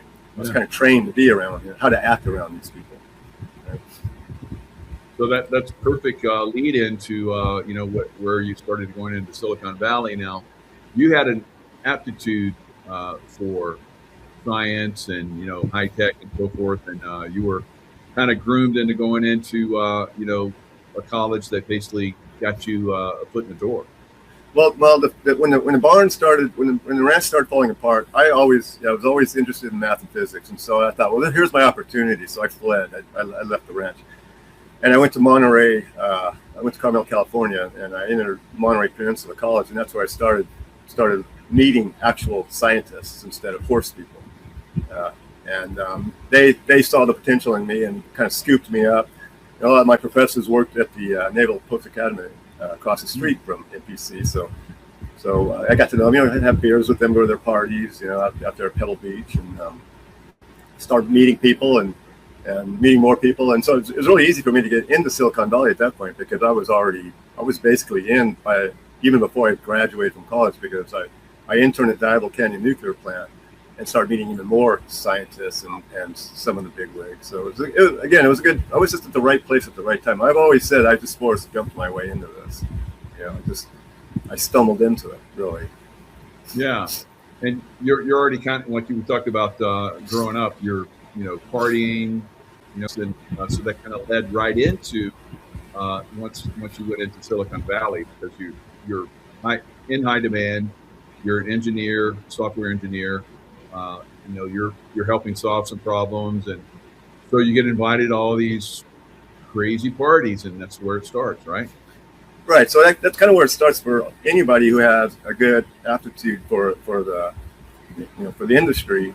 If you look like someone that's going to be a mover and a player in the industry, of course you're going to start getting invited to parties. But it's up to you what you're going to do with that. You can cultivate it any direction you want. You can become a product developer, a product manager, a CEO, a CTO. You can do all that and never know that any of this other world exists. I mean, you kind of know there's some weird stuff going on, but you don't have to get involved to be successful. If you want to be ultra successful, if you want to be the elites and the billionaires like I did, then there's a chance to cultivate that. You can get there from Silicon Valley. There's a path from Silicon Valley to Elon Musk. Right? Yeah. But it's a crazy path. It's a very, very crazy path, and it explains the world to me. I mean, I understand why the world the way it is because of what? Because of my peculiar perspective based on my extraordinary experiences. Yeah, and I when I look at your background and how you went into that and what you're exposed to, it's almost like Yeshua. It was like you were chosen. Now I know you're you're kind of regretful some of the things happened, but a lot of us are regretful some of the things happened to us that we got involved in. But we're exposing all of this, and I think that's very it's a time in humanity's consciousness where this really needs to be exposed, because the Luciferians are running the world right now. We got to break free from that. Right. Yeah. And you're comment about I kind of tend to think the same thing, but I'm still trying to get my head wrapped around, why me, but here I am, and I have these urges all the time. I gotta speak out. I gotta talk to people like you. For 20 years, I just sat around and watched. Just sat around and watched, and I found the second book that I'm writing, it's kind of odd because I had it all mapped out, but the world caught up. So the first book is an explanation to the story of Raj and so on, how technology took us from where we were to where we are right now. The second book is where are we going from here? And I had it all mapped out, but the world caught up to my book. Things are happening way too fast, so I have to I have to go back and go into the third book now. You know what I mean? I have to bring what I was going to put in the third book into the second book just to keep up with the rest of the world. But yeah, it's crazy. Yeah, what I and many others are so appreciative you're revealing all this. Same with me, I'm revealing a lot of stuff, but everybody, we all need to know. Everybody needs to reveal what they know at this point. Yeah, we have to hiding. Yeah, if we're gonna win, we have to, absolutely. So you kind of mapped out some of this stuff. You've seen the Charlie Kirk, and then the what's the couple? The 1, 2, 3s. Yeah. So Charlie Kirk was the singer. Yeah. So I was in Big Sur about 2 years ago, I think, meeting with some guys and just kind of getting back up to speed. They tracked me down. They knew me. They when I came out, they was like, oh, Craig. So I met with them. We used to go to Big Sur a lot. It's an old stomping ground. And anyway, they were talking. They're getting drunk talking. So it occurred to me that they're talking about it's called a 1, 2, 3 ritual, where you do a single, and then you do a double, and then you do a triple. And this is going to be a homicide. The single is going to come from the political world, the double from the entertainment world, and the triple from the technology world. Because those are the 3 top Lucy circles right now: politics, entertainment, technology. They're all in battle. They're all battling each other, like Game of Thrones style. Right? They don't want us to know that what they're battling for. They're trying to make us think they're battling for us, but they're not. No. And so the first one was Charlie Kirk. The second one was Rob Reiner, and I'm still kind of waiting for the third. There's a couple that came out that I kind of tried to force, but this isn't going to be something that I can force. When it comes, I'll know. It just hasn't happened yet. And there's no rush. They have plenty of time. They can do.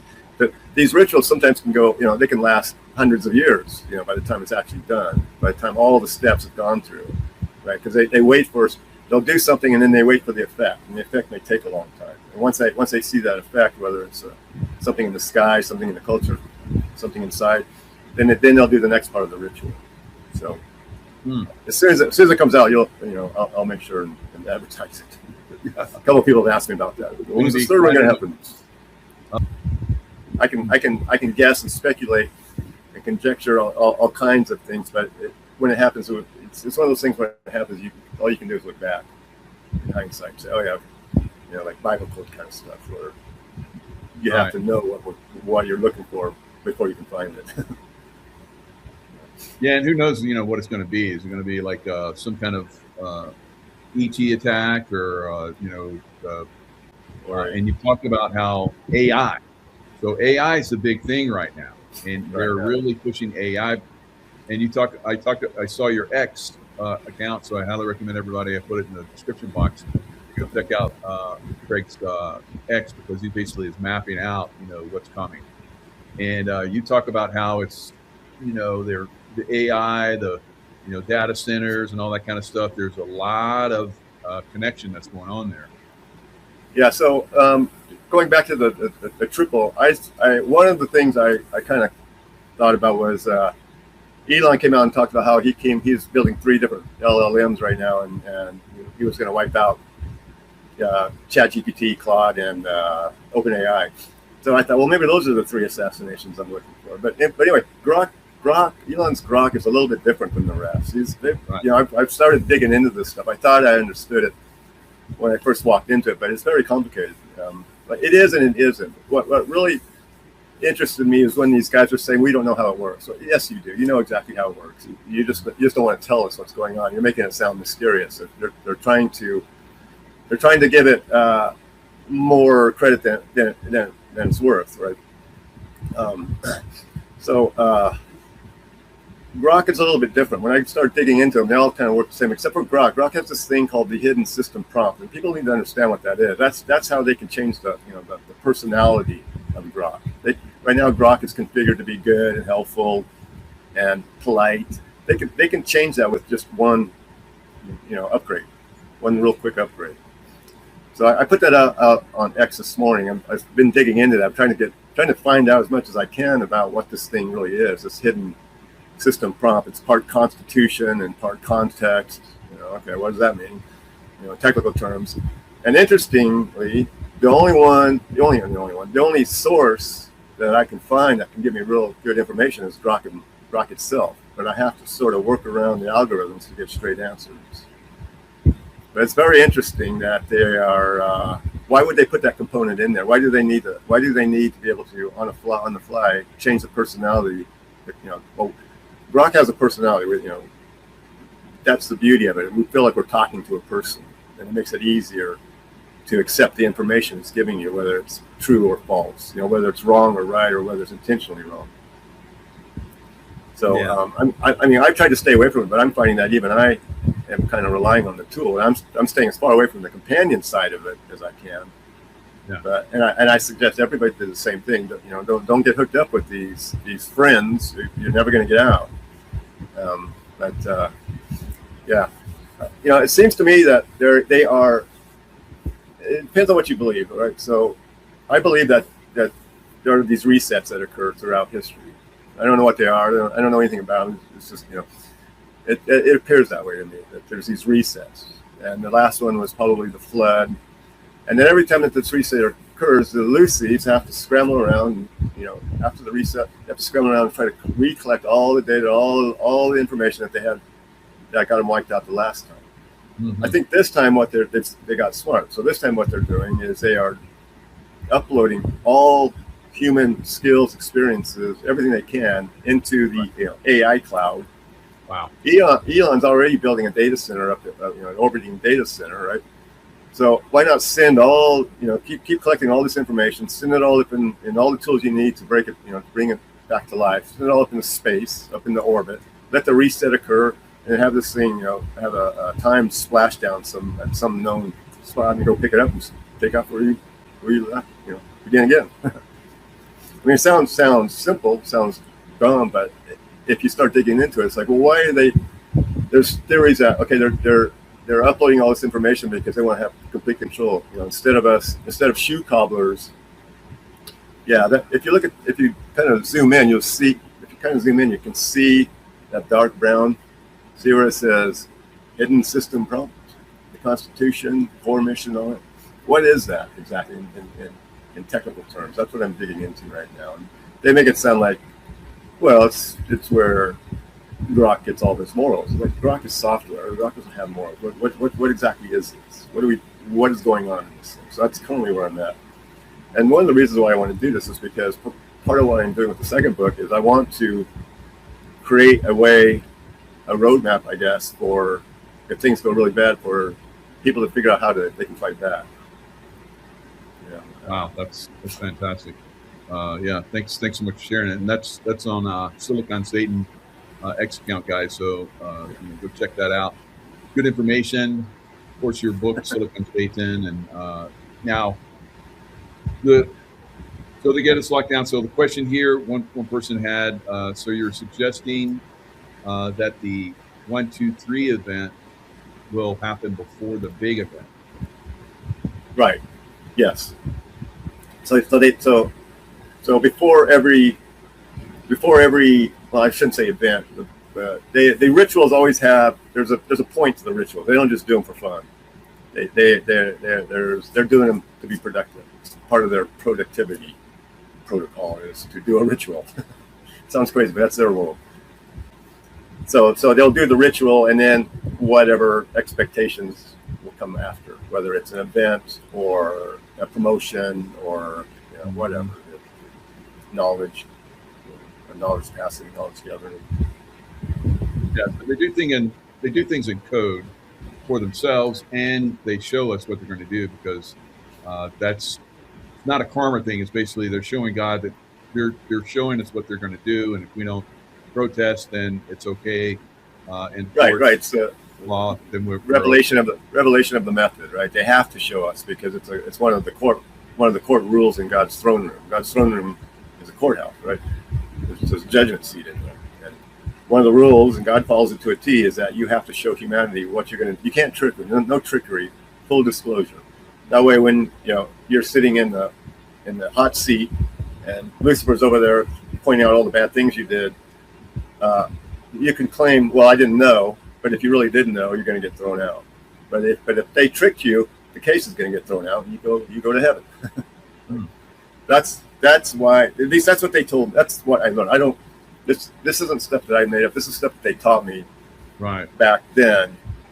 They You when went they through, were like finding you said, a kind of a boot camp, for Yeah, right. I guess. Yeah. I thought I was going to a castle or something, in Belgium, but it was a business park in Bethesda, Maine. I stayed at an extended stay in America. And learn the ways of And learn the ways. Yeah, I learned how to become a billionaire. So that's interesting because you were on that pathway. You had lots of wealth, multi-million dollar,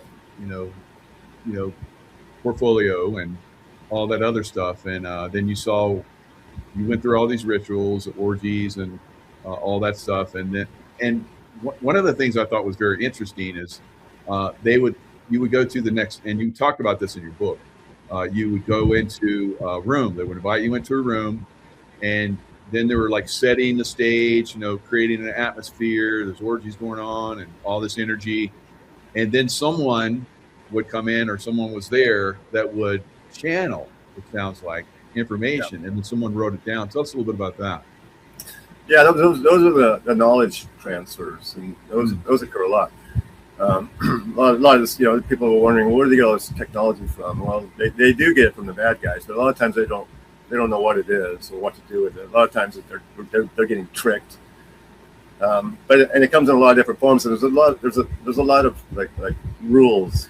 You can't take anything like electronic in. You're not naked, but you're pretty much naked. You're just not wearing long red or black robes, but you're scantily clad, put it that way. Mm-hmm. And there's always someone in. That'll be in the next book as well. I'm going to explain that a little bit better. There's a lot of stuff I'm going to explain a little bit. When I wrote the first book, I really didn't want to write. It was really hard to write.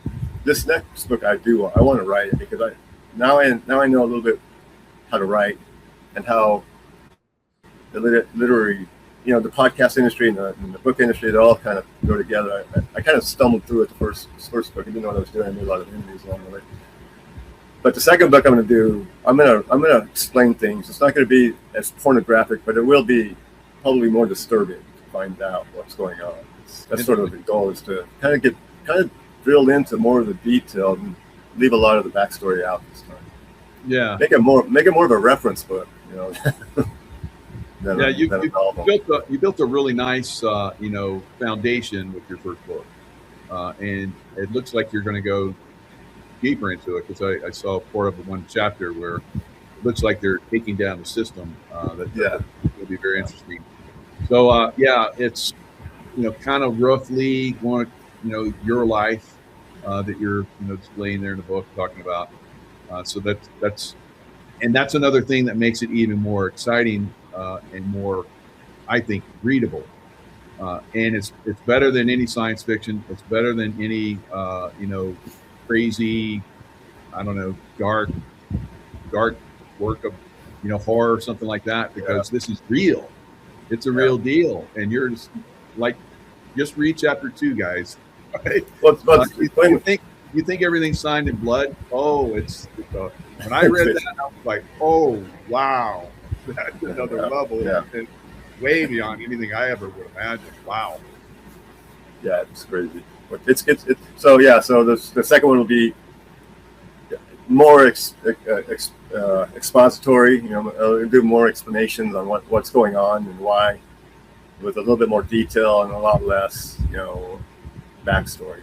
We all know the backstory now. We don't, and because this is a future, it's not based on experience. It's based on, I'm extrapolating my own life into the garage. If I just stuck around, kept doing this. So.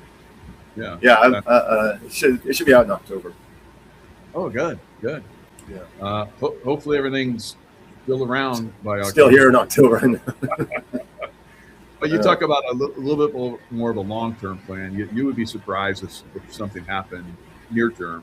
It's more. Yeah, I don't really expect the zombie apocalypse to occur, one day. It's occurring now. The takedown is occurring now. It's slow, but people need to, most people still don't seem to be awake. I know I tend to be pessimistic, but people are still trying to get their head wrapped around some of the simple stuff. Like your leaders really are Luciferian cannibals. There's no. I mean, that's a fact at this point. If you want to, you can argue. People keep arguing it, but it's better not to. It's better to take that fact and now move forward. What do you want to do with what do you want to do about it? Just sit back and watch it. Do you want to do something about it? It's like I put this book out, and I did, but it's not what people think. It's not like that army said, "Oh, we got to take this Craig guy out." It's I wrote the book because I wanted to do something. I wanted to do something. I wanted to make a stand. And so other people on the other side might do the same thing. They might see the book and they might want to make the stand by writing a bad review, right? But I got a pretty good one. It was based on a short that you guys had created with me in it, and they sent it to me with 9s and 11s in it. And on the only numbers that they had control of were 9s and 11s. So to me, that's a 9/11 threat.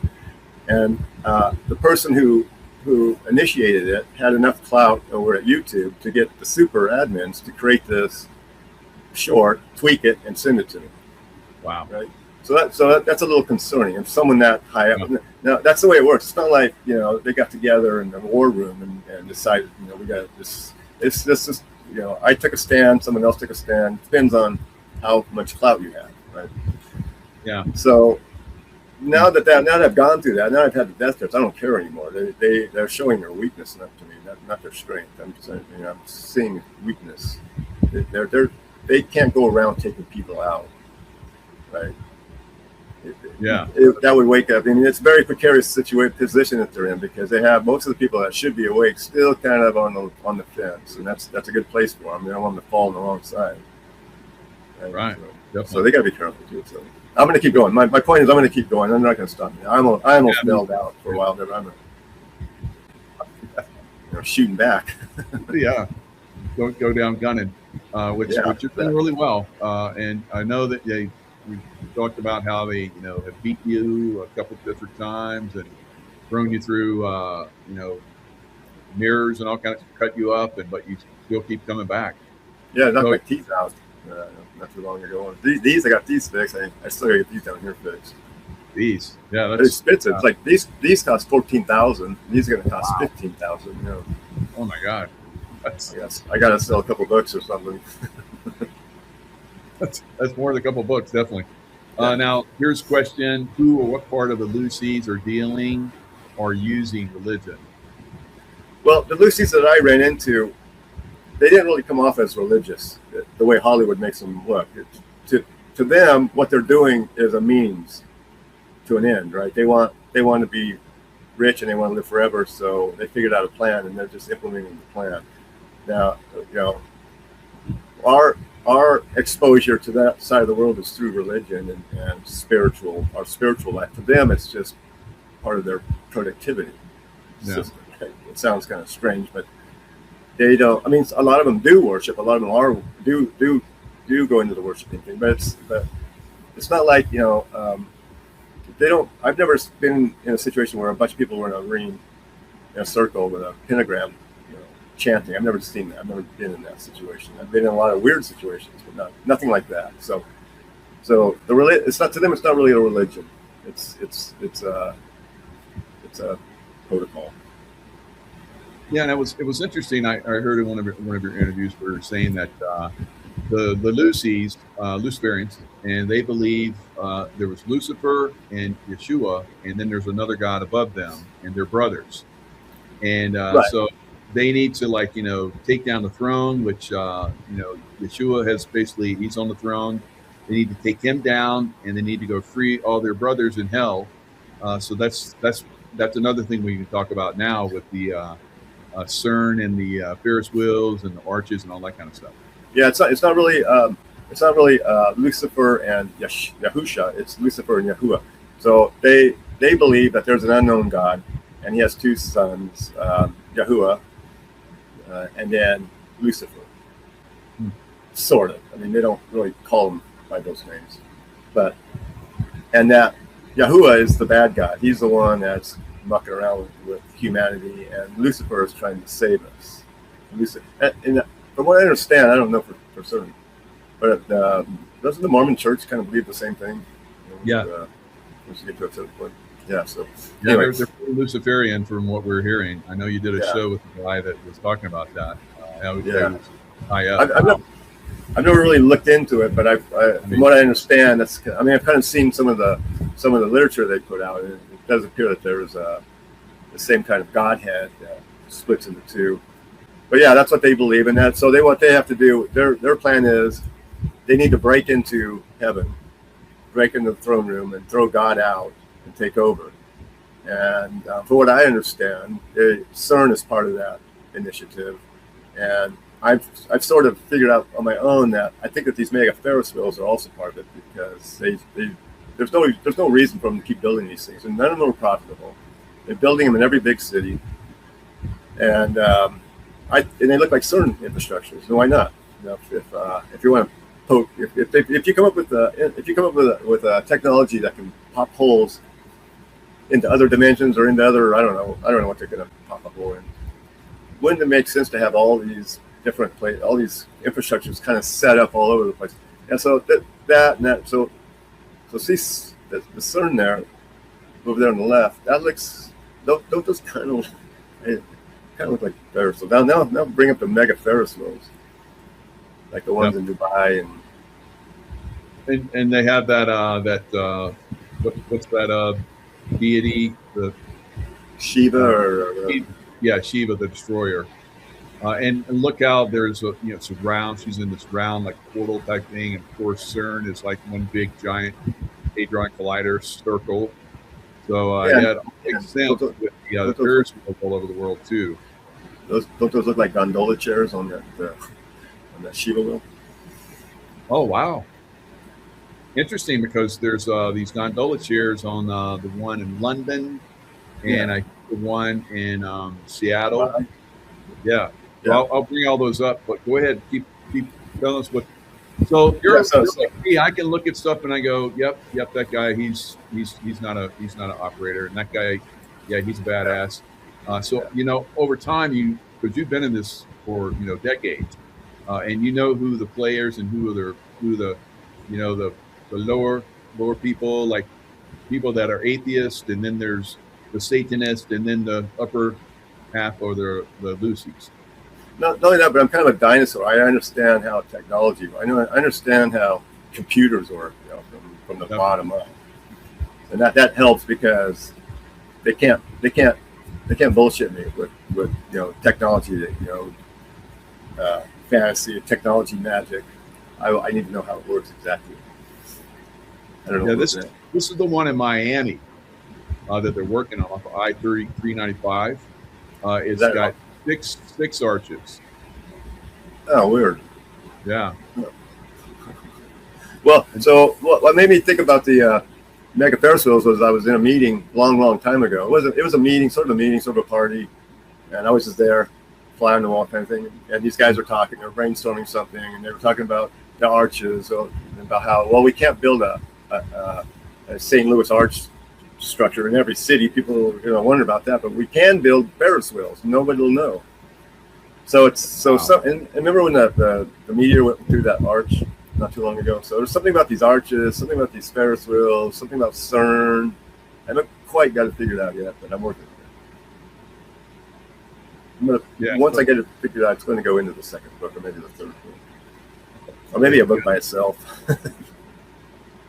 So that's interesting, because you're not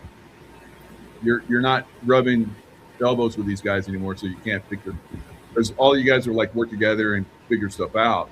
So now you're on the outside watching everything and trying to figure out what they're doing. That's kind of what I do. And it's a lot easier to see from the outside. Oh yeah. So I bet there's a lot of manipulation and control that goes on inside to keep you from getting too suspicious or too knowledgeable, you compartmentalize and so forth.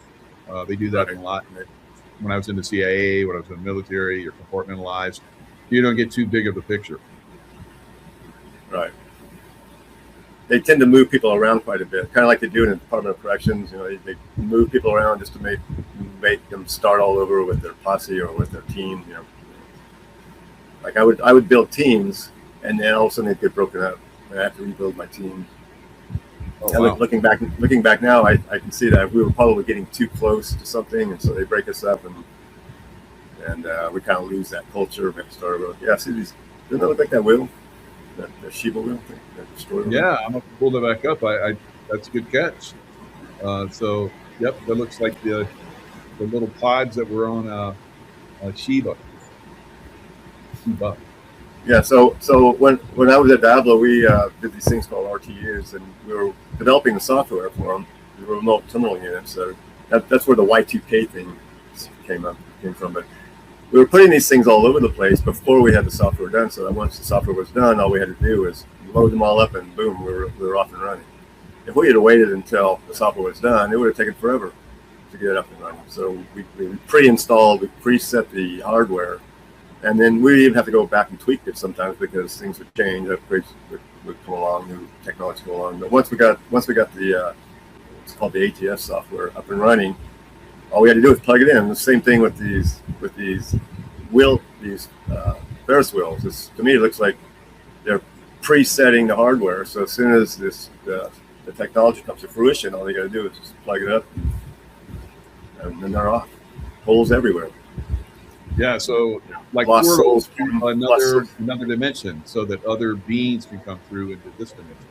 Yeah, I think they want to pop a hole into the throne room, run God. You know, if you look at, I think it's Isaiah, Ezekiel. There's the 5 eyes, the 5 eye wills whisper. There's I will. He's like, I will take over. I will. I don't know if you know what I'm talking about, but the 5 eye wills. If you look that up, that's Lucifer saying, yeah, I'm going to break into heaven and throw God out, take over. And then the other place they want to break into is Hades, where all their lost brethren souls are being kept. Yeah, so here they are. I will ascend into heaven. I will exalt my throne above the stars of God. I will sit upon the mount of the congregation. I will ascend above the heights of the clouds. I will be like the Most High. Yeah. Bye-bye. So if you go like to the Sefer Bible, it's a little bit different translation, and it's a little bit spookier. That one sounds a little bit more benign than some of the other translations that I've seen. But yeah, that's basically it. That's him saying, yeah, I'm going to take over. I'm going to throw God out. But he needs his, but see, he's promising his followers that he can break out their friends too. That he can't, but they'll believe him. They'll believe anything that he says. He's their God, right? Yes, definitely. So yeah, there's the, these new data centers, and you talk about that as far as like maybe they're going to be connected to Elon Musk's robots or something. Yeah, well, one of my friends, he was in on the, I think it was in New Mexico, but he made an interesting comment. He said that, the weird thing is we're not installing racks, we're not installing server racks in this data, in the part of the data center he was in. We're installing a lot of docking stations. So whatever is going to dock there is mobile, can come and go. And that guy's thinking, well, what would that be? A Tesla robot? Are they building a bunker for the police state, robots? Wow. They're putting them all over the place. I mean, they got to recharge and upgrade, right? It's just like any other software. They need a docking station. It needs to be a protected compound. So, data centers.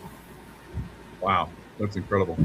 So, and a lot of people think that a lot of water is going into those, but there's not, and so that's some kind of misdirection that's going out there. They're sucking all the water into these things. Tell us about that. Well, they're trying. I was listening to that weird gal at the UN the other day. They're talking about now metering air and water.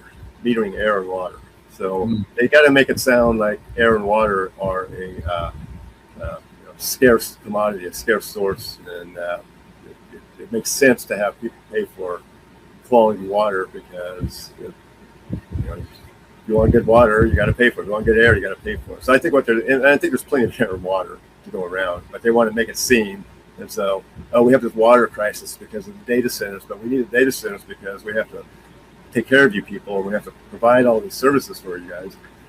So yeah, what are you going to do? Just have to pay for the water. And that's true because the air quality is seems to be decreasing all the time too, with all the fires they have, and that's interesting that they would do that. Now they're doing the same thing with the AI information, like you talked about. They're loading all of our information, art, everything into the AI system, and then they're destroying all that information. Right. So what? So sorry. So a lot of take a cobbler. They don't have apprentices anymore.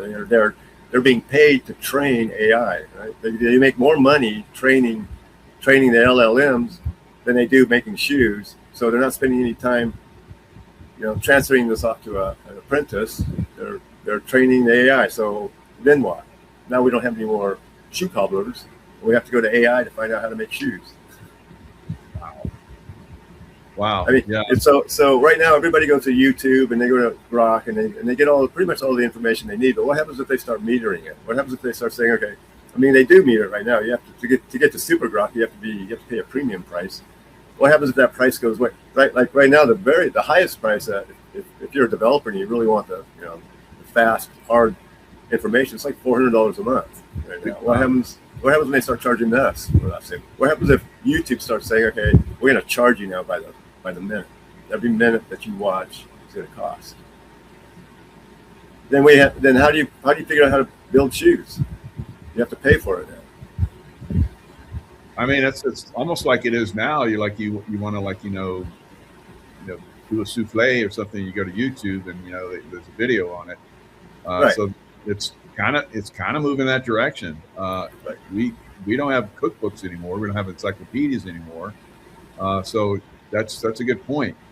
So eventually, just like clean air, clean water, because we're having to pay for clean water. If you go, you can get it out of the spigot if you want to. You take that chance. But well, same thing with info. Do you want clean info or do you want the pure stuff? I mean, you want mucked up info or you want the pure stuff?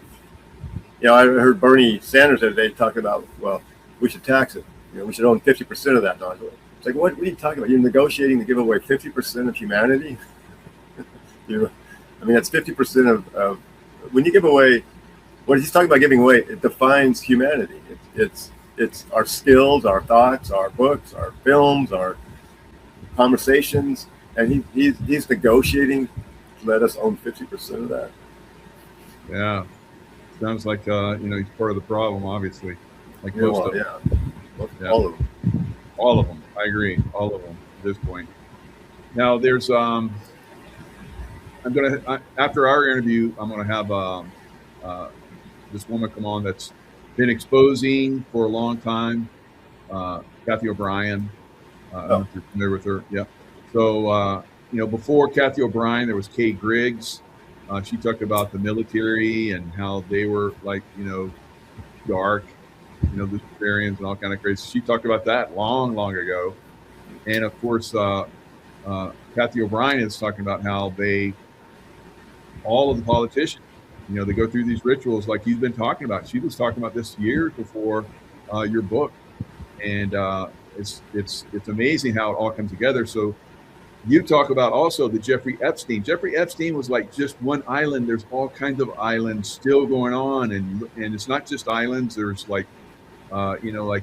Some of the, bars and stuff have their little, enclaves where people go to I don't know, Hawaii and Hawaiian Islands or something like that. They're everywhere. There's not just, Jeffrey Epstein Island. No.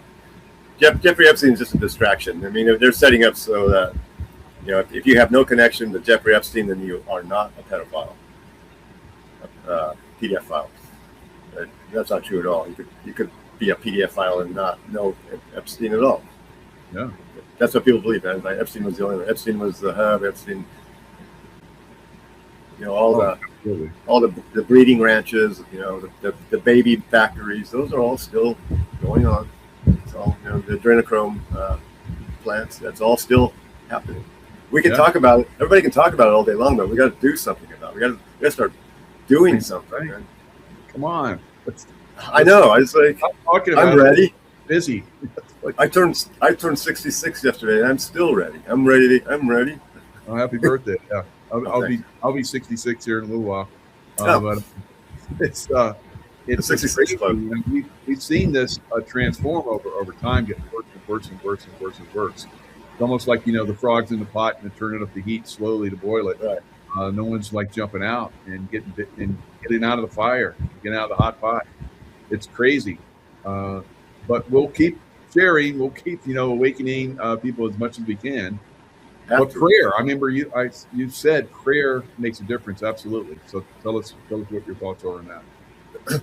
Well, I grew up in a Christian family, and we prayed at dinner time, and we went to church on Christmas and Sunday school kind of thing. I was never really taught. I was taught to pray, but I was never really taught to have a conversation with God. It wasn't until I got out, after everything I learned from these guys, everything I was indoctrinated with, the Lucy's, what the Lucy's ended up doing was convincing me that there is a God, because they know there's one, so there must be one. Wow. They're putting all this effort into fighting something, and they're doing pretty well. They own the world. So I started reading the Bible, and the Bible is a lot different than what I learned in Bible school. For example, I don't know where it says to throw out the Torah. I follow the Torah. I don't eat bacon because it's prohibited. It's a small thing, but it's a show of loyalty, right? That's what the Luciferian's all about.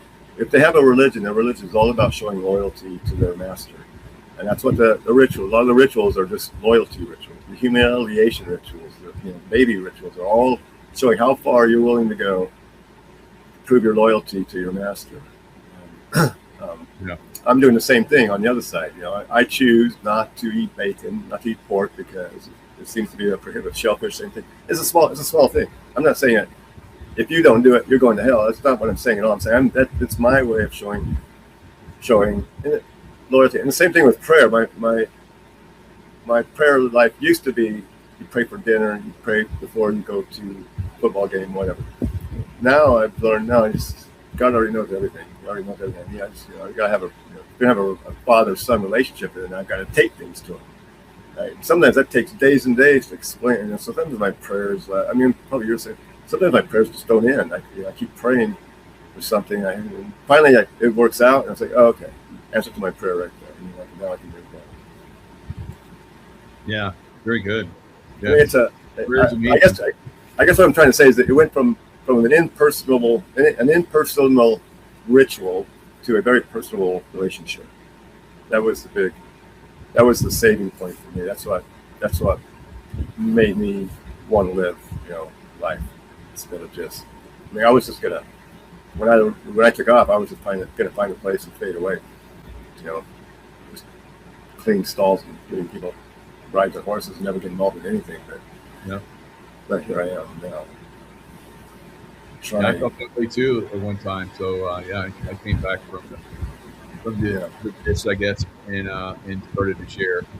So yeah, it's kind of part of wandering in the wilderness like Jesus did, to get some insights.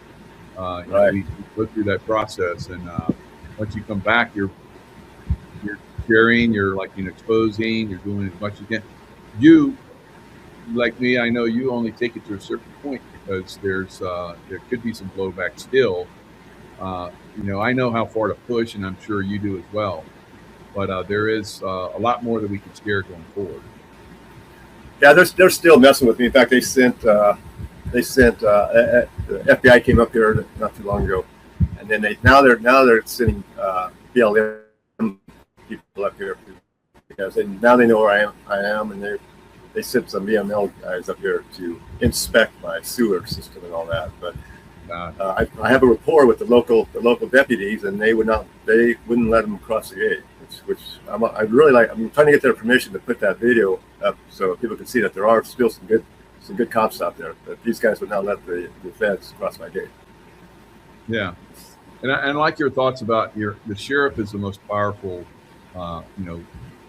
entity in your environment, in your county, whatever. Yeah, he's the highest ranking law official. The highest ranking law official, in my mind, is the sheriff. Yep. So when the feds wanted to come get to me, they got it, and they did. They went to the sheriff and to get an escort. They knew enough about me to do that first. Surprisingly, the deputy said, "No, we're not escorting you past this locked gate." And they argued and argued. And I have it all in video because I have cameras all over the place. Of course. Very good. Very good. Yeah, and at a county level, the sheriffs, give us protection, and then we could do the schools, we could get together, have our meetings, and we don't need government. I think we're going to start to do away with it. And a county level, and then state, federal, they don't have any say. Yeah. Well, the other thing about the sheriffs up here is that they're really tired of the protected class. First the illegal immigrants that are coming up here and poaching firewood, and poaching deer and salmon. They get away with it. And then we have the drug addicts. My God, there's so many drug addicts up here now. They're a protected class. Like we have a set right down here, and they're building a Tijuana style shanty town, with all the sewage problems and noise and rapes and drugs, but they can't do anything about it because the state won't let them. It's a protected status, a protected class. And these people don't pay anything into the system, but they draw from. A lot of these guys up here, even the good guys, even the good white guys. It's like, what's wrong with you? You are sitting back on your EBD card playing video games. You never paid anything into this system, but you're sure happy to draw from it. And then you turn around and you complain. Well, you're actually part of the problem. Yeah. Get a job. Yeah. So, the sheriff is going to be, I think really the focus point in the future. And so we're moving towards elect a good sheriff. Absolutely. Constitutional. And so we're moving to some kind of, crazy situation. I think there's no stopping it. I know you feel the same way. What does that look like going forward? Well, I was in New Orleans during Katrina, and I was actually part of a task force. I didn't really talk about much, but I suspect the same thing is going to happen, globally. And I think that they kind of wanted to. To be honest with you, I hate to sound crass, but in a way, I kind of like the idea of depopulation because there's too many people that don't do anything. They're just here. They don't really do anything, right? And they don't seem to be salvageable at this point. Yeah. Right? I mean, it sounds. Yeah, I hate to say it, but I'm just being truthful. But a lot of these. I'm with you. I've been saying this too for a while. I think so. But the problem is they can't get guys like us to really just get interested enough yet to go out there and take a few of them out. First of all, it's risky for us. They haven't made it as easy as the other side to break the law. Right? The other side can break the law all day long. We jaywalk when we go to jail. But they seem to be trying to prime a lot of. I think what they're going to do is shut everything in. It's 10 days of darkness. Shut everything down, and then turn the lights back on and see what's left. Like a purge, purge day. Yeah, it's like it's going to be happening right now in Belfast, Ireland. Yeah, right. So I think that's the beginning. After powder keg, it's beginning, and that's going to spread, I believe. Yeah, I mean, I hate to say it, but some of these fools up here that have been bothering me, when 911 shuts down, they're going to have to deal with me.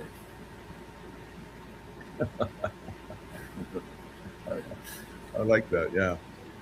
So I live in a pretty good city, but we do have some suspect people that are very high up here that are kind of around, But the city itself is really good. The people here are really good. Yeah, I'm very familiar with Tahoe. I spent a lot of time up there. I had a Yeah. condo up there at North Star for a Awesome. few years, and yeah, I spent a lot of time there. Truckee's one of my favorite places. American Bar still there. Bar of America still there. I don't know. I have to check that out. Maybe when we move through, we can go check that out together. It'd be fun. Okay. All right. So, but we have some high tech people here. A lot of people like them. I'm leery of everybody because I know a lot of people, and you're kind of the same. Everyone that's a billionaire, they have to go through the club. They can't be in the billionaire club and not have gone through, because the Lucy's control everything. So the billionaires you don't become a billionaire unless you've done the rituals. You don't become a billionaire unless the other billionaires allow it. Yeah, it's that kind of club. It's an exclusive club. There's no other way. There is no other way. Sorry to say that there are no exceptions. Even if you have $1 billion idea, they're just going to take it from you. If you don't do the rituals, they'll just take it from you. By the way, Lake Tahoe is Larry Ellison's favorite place too. I was kind of avoiding that name, but yeah, since you brought it up, yeah, definitely. Now he's done a lot of stuff here, and people are really liking his involvement here. There was Cal Nav, Nev. Yeah. You know what I'm talking about. So he. Oh yeah, it's been a lot. That had been vacant for years and years and years. Marilyn Monroe and all those JFK and all those guys used to go hang out there. There's tunnel systems there. No one had been able to restore it for a long time. Frank Sinatra, from people that I've heard, they've been on it many times, have done the research, was basically Marilyn Monroe's him. So they basically had a lot of fun there, and people the mafia used to go there a lot, but they shut it down. It was abandoned for years and years and years. So Larry Ellison is restoring it. Yeah, I've spent quite a bit of time over there. It's half in Nevada, half in California. Right. I didn't realize it would. Last time I was there, it wasn't looking too good. It was looking dilapidated. Oh, yeah. I'm glad he fixed it, but don't let that fool you. By the way, speaking of Marilyn Monroe, I don't know if you noticed, but Marilyn Monroe was at that bar.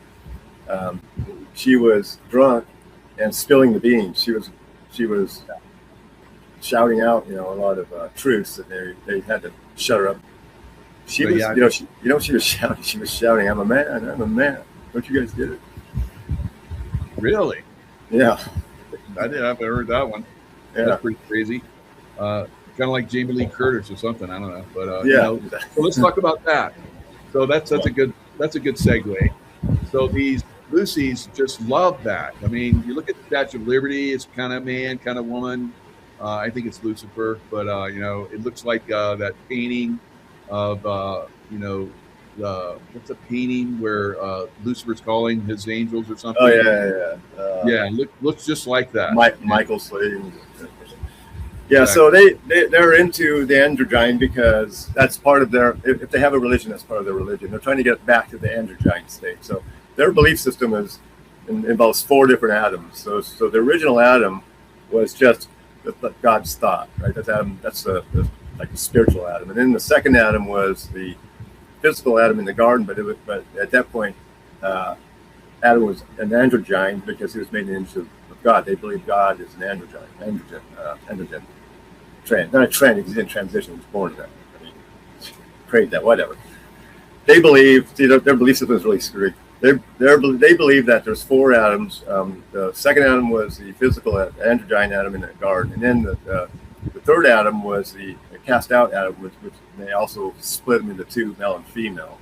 Mm-hmm. So the 4th atom, they're trying to get back to the 4th. They want to get back to that state, the 4th atom state. And that's why they're so infatuated with transgenderism and all that. Yeah. That's why almost all of them are married to a transgender. They have to be. It's part of their religion, I guess. Part of their protocol. yeah. So and it's not because it's not a sexual thing. It's not a sexual preference or anything. It's they're part of their belief system that they are furthering their cause by engaging in these activities like marrying. Yeah. Dress up like women. Yeah, that transhumanism stuff, they're really into that, and trying to take the kids and transition them, all kind of crazy stuff. So it makes sense when I heard you talk about that, and you just gave it some more insight. It totally makes sense of why they're pushing it so hard and what that's all about. Wow. Yeah, I put a video together. It's kind of long though. It's like 9 minutes long, and it has the character Louis from the book, kind of trying to explain this based on stuff from Manly P. Hall. I think it's on the X. I'll post it on the X account. Nice. If you're interested in it. So, it's a good explanation. It kind of most of it comes out of the Manly P. Hall book, but a lot of it is from other sources on exactly why they do this. It makes a lot of sense on when you hear a cowboy talking about it, sitting on a horse. So you sent me this little excerpt from your book. And I'll just share the picture here. It looks like Rog is coming back, and he's kicking some serious ass here. You talked about just a little bit ago how we have the flood. It was basically a reset because the Lucy's were basically getting too much control. They had the Tower of Babel, and give us a little bit more insight on that. I thought that was amazing. How you described that. The Tower of Babel. Yeah. Well, I mean, people have this idea that it was a brick and mortar kind of building, that they were building too high in the sky, and it got so high that God said, "Oh, I got to go down there and intervene. They're about to pull this off." I don't see that, right? That doesn't make sense. It's fairy tale.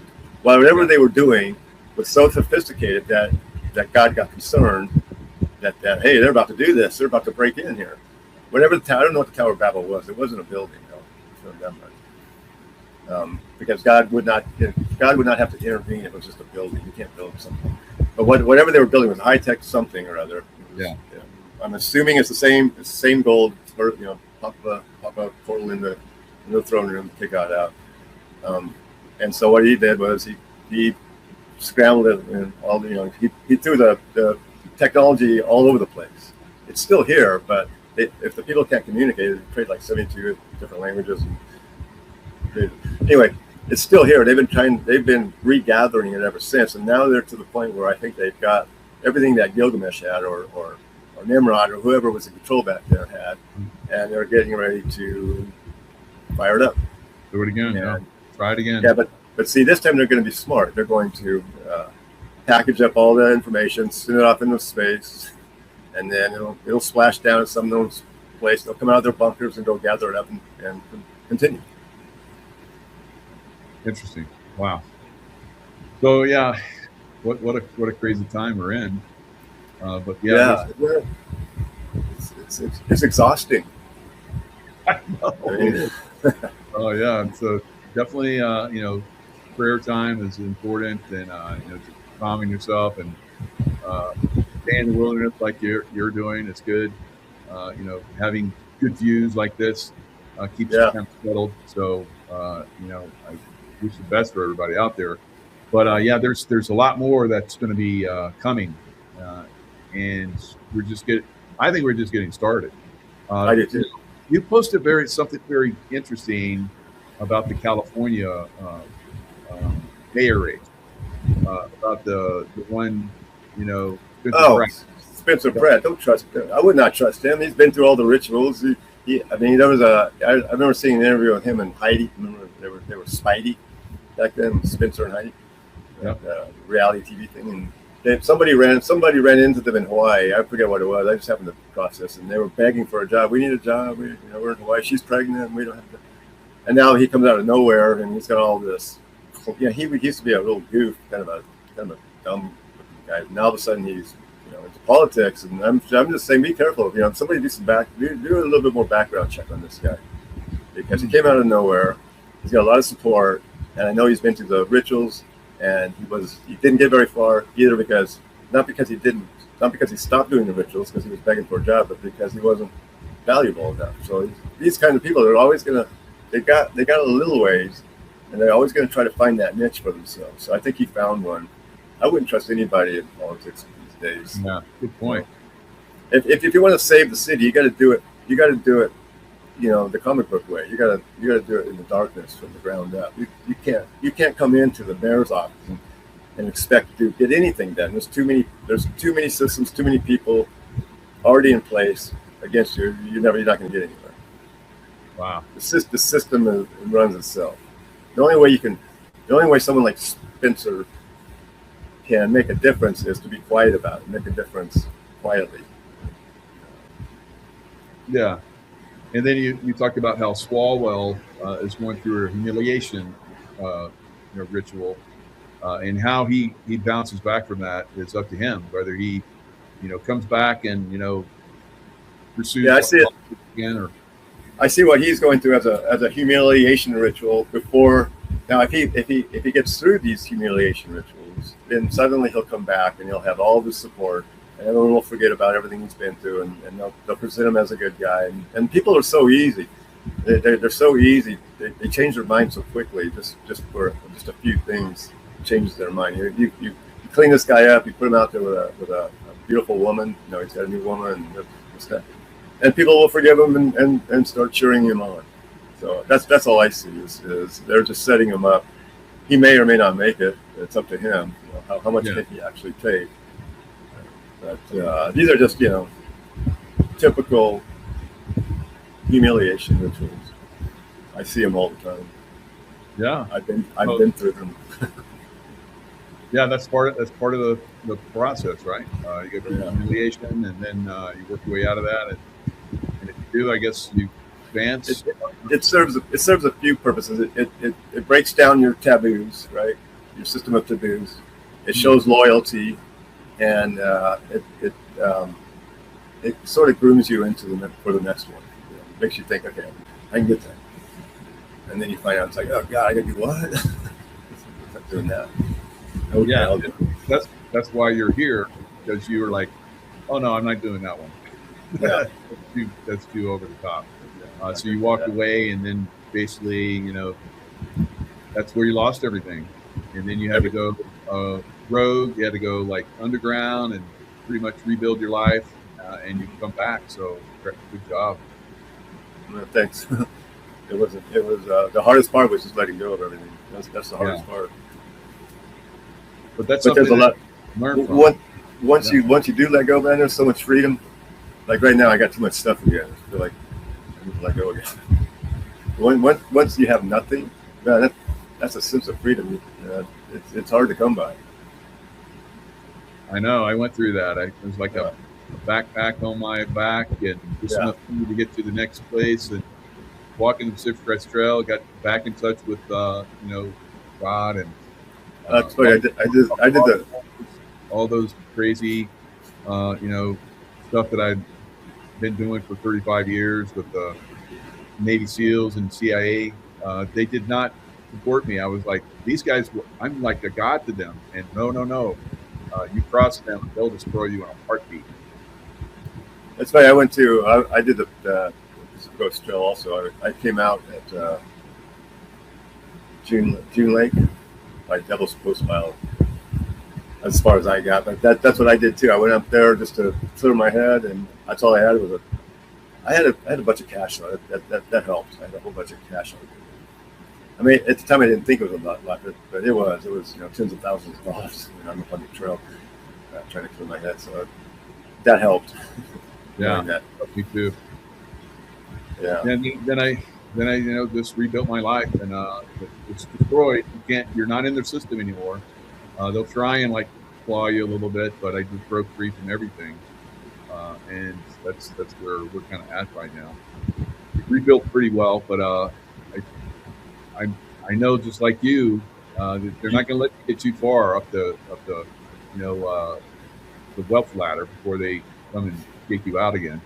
Yeah. Yep. But I'm ready. We're doing fine now. We're going nomadic now, so a little bit. We haven't really gone anywhere yet, but we're ready to. Yeah, we've been pretty nomadic too. We just like every year 2, 3, maybe at the most, we're up and gone again. So well, you got a great place right there. You got to do it, otherwise they'll start to take your part again. Yep. Yep. Well, it's us against them. People need to understand this is a war, and you're in it. If you're a living human being, you're in a war. You just don't realize it. Yeah. You're a soldier. People need to contribute to their side, whatever way they can. Yeah, and so I see the guys that are that I used to work with, and they're popping back up into the limelight again, and I'm like, oh, you guys went through that route, huh? It's like, so I know there's another route that's dark, and that's where I've seen some of the guys I used to work with, they went that route. So it's unfortunate. I'm sure you probably see the same. Some people stay good, some people go bad, but that's what's interesting is that now that I came out, these headhunters have found me again. Yeah, it's weird. Like I got a job, not a job offer, but a job request. I forget who it was from some recruiter, but the salary was $620,000 a year. My wife's like, "Get back into it. What are you doing? You missed out on $620,000 a year." Yeah, but you know what I got to do to get that, right? Yeah.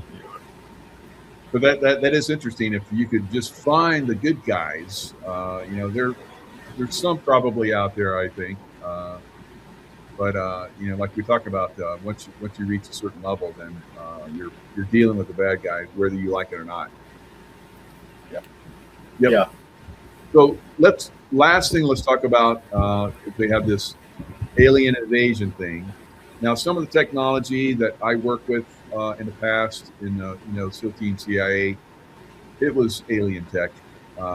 And did you see some of that as well, or what were your thoughts on that? Well, the closest I got to it was the knowledge transfer rituals, and where whoever was channeling was, kind of became the alien, I suppose. But I've never seen aliens. I've never, all the technology, a lot of the technology bumps that I was part of came from an outside source. I don't know exactly, the origin of that source. I don't know if it was from an alien civilization or demonic entities or unclean spirits. But I know that it's not. It is. The knowledge came to us in a prohibited way. That's all I know. We're not supposed to have that knowledge in that way. It might be okay to have that knowledge, but the way we got it is prohibited, and that makes it, through the poison tree. Yeah. Well, I've seen a little bit of shape shifting when I was in the CIA. There were some guys who got the little slit eyes and they get super angry, and I could see some kind of reptilian type stuff in there. And it's like, okay, that stuff's for real. And there was one time I was on the Pacific Crest Trail where I got levitated out of my tent, and there was some Greys out there working on taking something out of me, I guess some implant. But I've seen a little bit. I can't say that, I know that aliens are walking among us, although I hear they are. It's highly possible and probable. But what are your thoughts? Well, I've seen some strange creatures in places, some very strange creatures. But my understanding is that they started off as human. They've just changed themselves, through various means, whether it's rituals and a lot of. That's a long conversation. We probably have some, but they're able to change themselves. Well, their changes take place because of what they're doing to themselves. Yeah. And I'm noticing now that a lot of people a lot of the elites now that we see out in the world are starting to get that same look, that same weird look that these creatures had. Like that Ozempic look, right? Yeah, the Ozempic look. That weird look. No doubt. Yeah. Like the old men, the old elders that I ran into, they have that same weird face. Wow. But they look like they're about 1,000 years old, and they kind of talk the way AI is talking these days, where they think that for some reason they think that they're part of some big system. And the way they talk, they use we a lot. They say we this, oh, wow. that. Yeah. That's pretty crazy. I think Yep. people are gonna. I think over the next 2 or 3 years, people are going. We're going to look back at these times and say, "God, remember when we didn't even know about these things and how naive we were." I think these things are going to be around quite a bit. I think we're going to be interacting with a lot of strange, evil entities, and it's going to become normalized. It's going Wow. to become normal. It's gonna become- Interesting. Yeah. Now, quick changes. I said the last one would be the aliens, but this will be definitely the last one.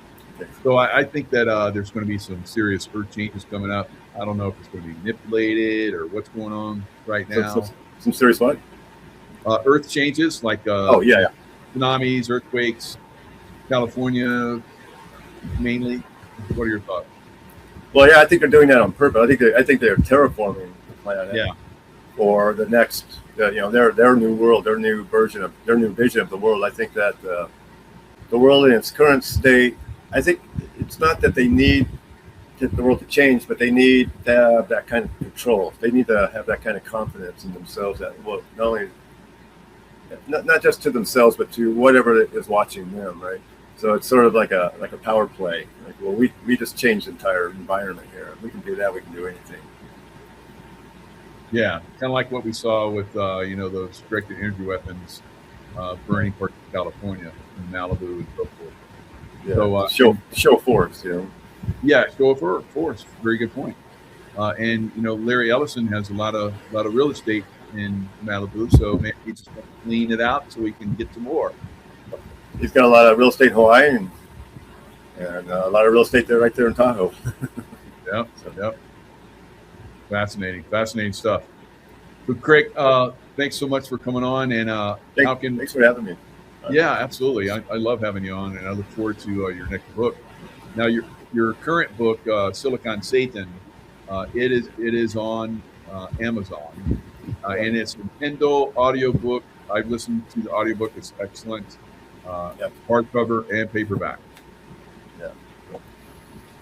Yeah, it's doing a lot better than we expected. It's doing pretty well, actually, better than we expected. I think one of the reasons the timing was right. I mean, the timing, as Grok put it, the timing was goddamn perfect. Because I had to ask that thing about it. So, what do you think about my book? It gave me a pretty good review. I like it now. I like Grok now. Wow, Grok. Oh. Good for Grok. And so there it is right there, guys. You get it in all the different formats. Like I said, I highly recommend it.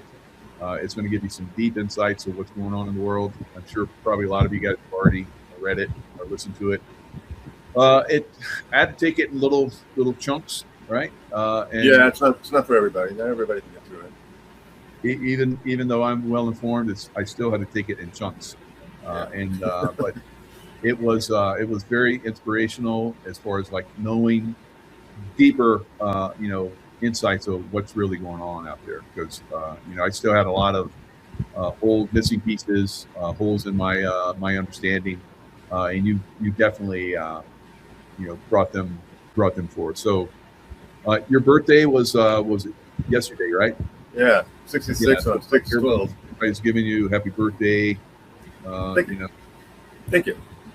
Yeah, thanks. Very good. Lots of love out there. So thanks, Greg. Again, fantastic information. Keep sharing. That keeps you safe to a certain extent. And that's going to be fantastic when you come out with your next book. Wow. We're looking forward to it. Okay. Well, thanks for having me. Yeah, definitely. Sure. Hello, Patriots. I'm at Restored Republic via a GCR update compiled by Judy Byington.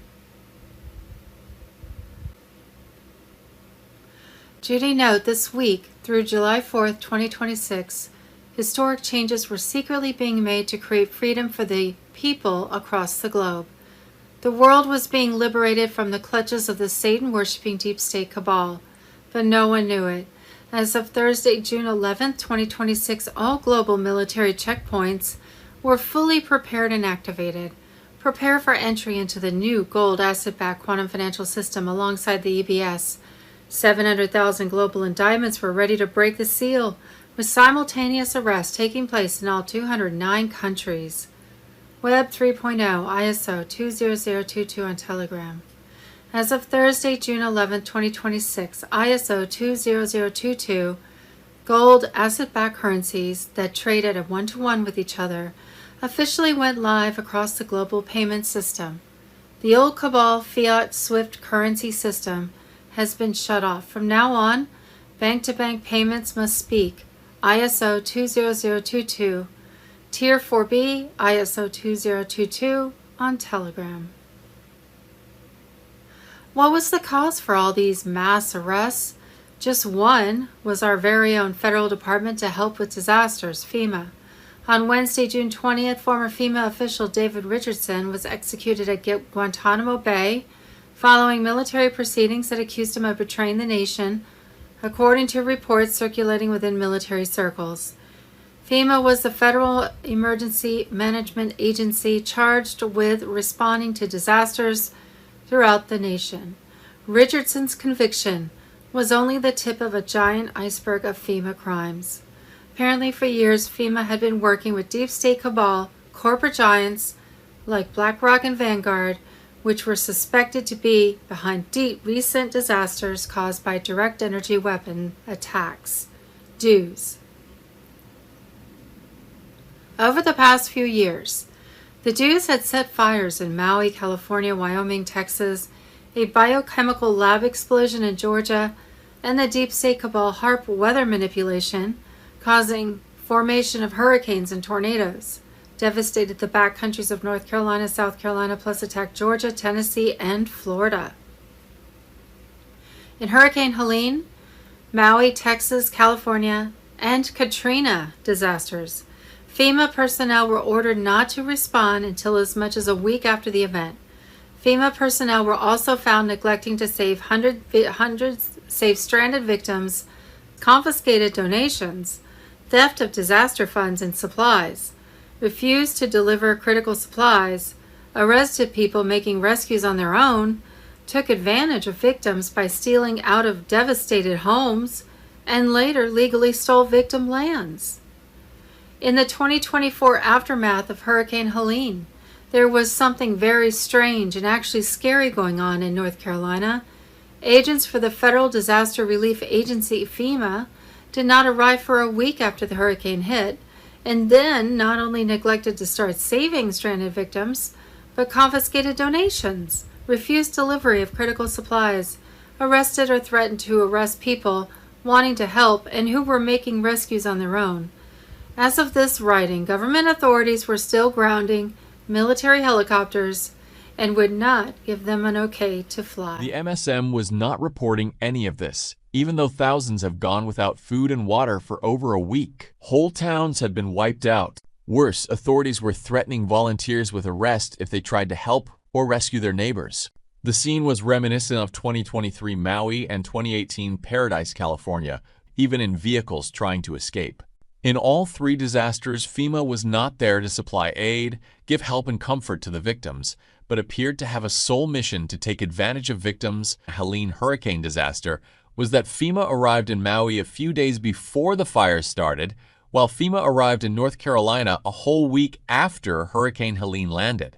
A little suspicious either way for what was supposed to be a federal disaster relief agency, don't you think? I live in Fairview, NC. Marines arrived here 1 week too late.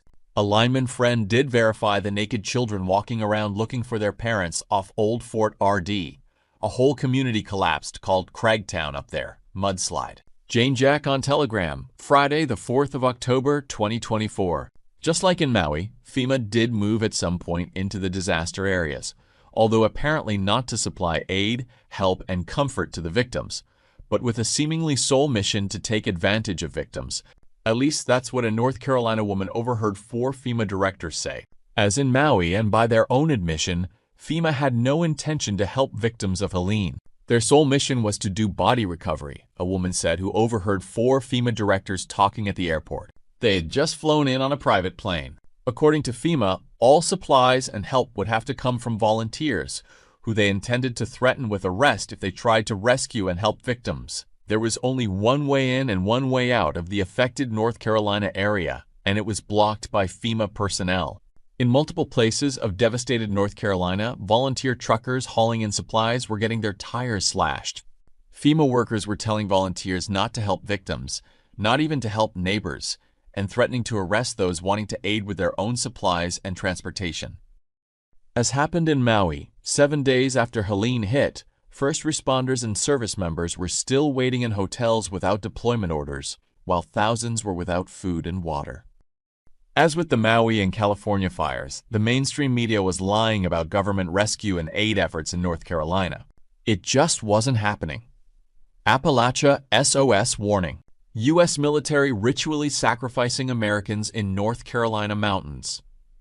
On that same Tuesday, the 8th of October 2024, in Candler, North Carolina near Asheville, the White Hats arrested the kingpin of all-time human traffickers, High Horseman, along with 41 of his satanic coven members. The coalition had fought off and killed FEMA agents in order to get to the satanic coven of High Horsemen, whom they had tried to catch for over 30 years. In North Carolina, the White Hat Global Military Alliance had declared war against the FBI and FEMA.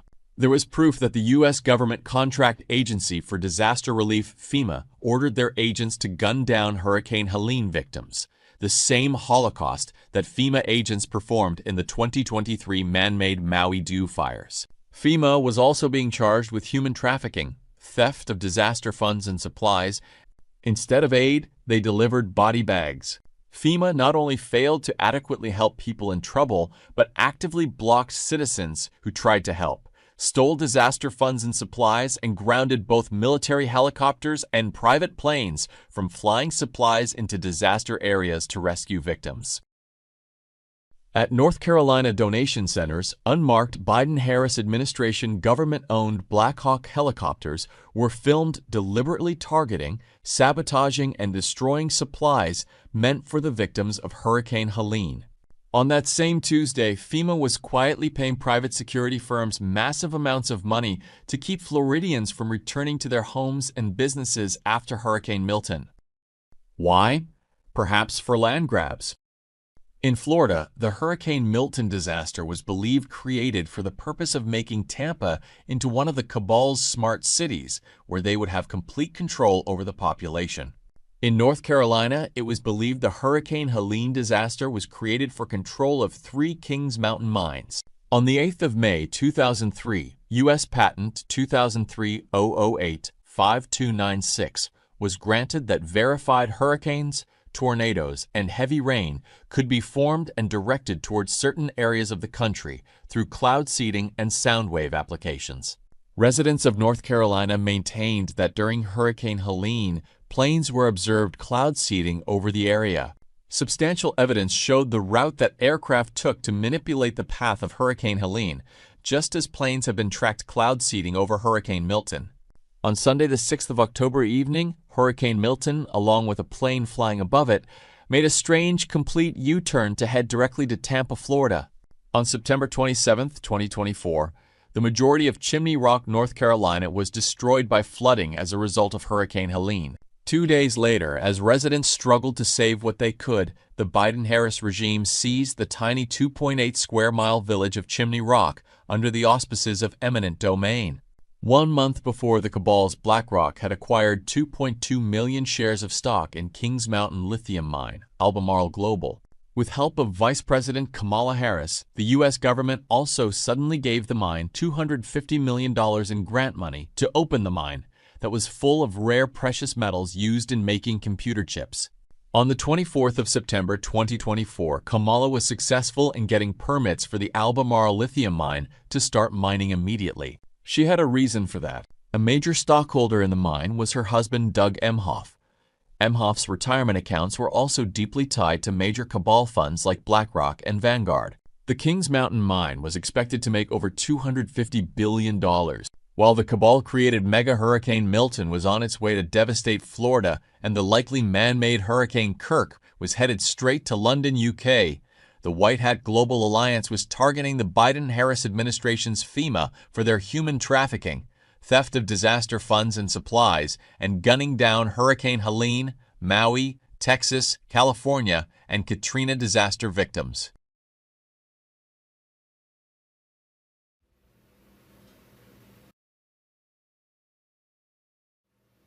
Thursday, June 11th, situation update. We the People News situation update featuring Judy Byington's Restored Republic. Thursday, June 11th, situation update. Boom, Judy Byington bombshell report, Restored Republic via a GCR update as of Thursday. Possible timing. The EBS window would be active from Wednesday, June 10th, 2026 to Saturday, June 20th, 2026 for 10 days of darkness, martial law, and global currency reset. Trump readies July 4th, 2026 Sovereign Republic Declaration. 107 on Telegram. Wednesday, June 10th, the moment we've been preparing for is almost here. Over the next 24 to 48 hours, the final activation steps are expected to move into position. Official notifications could appear at any time, signaling the beginning of the new financial era that has been quietly building behind the scenes. 10 days of darkness on Telegram. Global activation. The reset is now approaching its live phase.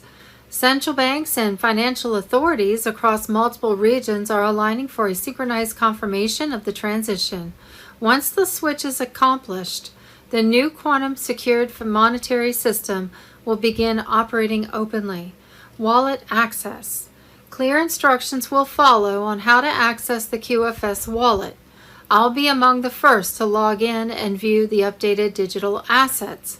The rollout may involve encrypted app updates or secure system alerts, but the process is expected to be simple due to the extensive preparation already completed. Financial reset. New currency values will appear directly inside the wallet interface. Adjustments to debts, balances, or legacy accounts may follow automatically. Every update will be logged through the quantum ledger, ensuring complete transparency and verifiable records of each transaction. Smooth transition. All prior trials have been successful. Recent test operations, including a fully offline quantum safe transfer that executed without errors, with the infrastructure stable and support teams positioned, the transition is expected to unfold cleanly and without significant disruption. Everything is aligned. The framework is ready. Keep your notifications enabled. We are only hours away from a historic shift in global finance. EBS blackout, martial law lockdowns. Thursday, June 11th, the quantum financial system was unveiled in worldwide broadcast igniting gold-backed revolution across 209 nations.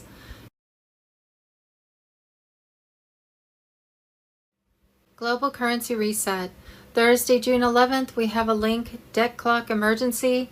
America now pays more for debt than defense as the national debt surges past $39 trillion. Thursday, June 11th, 2026, ISO 20022 has officially gone live across global payments. SWIFT has shut off legacy MT messages.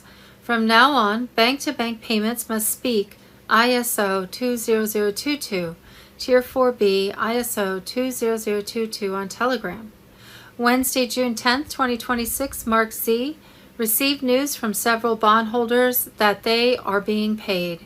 There's a link to Evening News with Mark Z. Thursday, June 11th, Bruce the Big Call. Redemption Center leaders go in Saturday, June 13th, believing that Tier 4B will be notified Saturday, June 13th or Monday, June 15th. Other military sources say notification will come out Saturday, Sunday, 13th, 14th June. One source said next week will be party time. We have been held up by the UK being unwilling to get off the old SWIFT system. That has been settled as of today, Thursday, June 11th.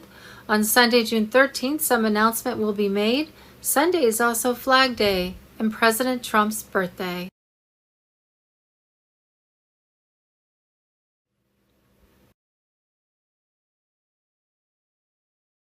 What we think we know as of Friday, June 12th, 2026. Thursday, June 11th, 2026. I don't think the people Trump is negotiating with in Iran are on the same team as the IRGC.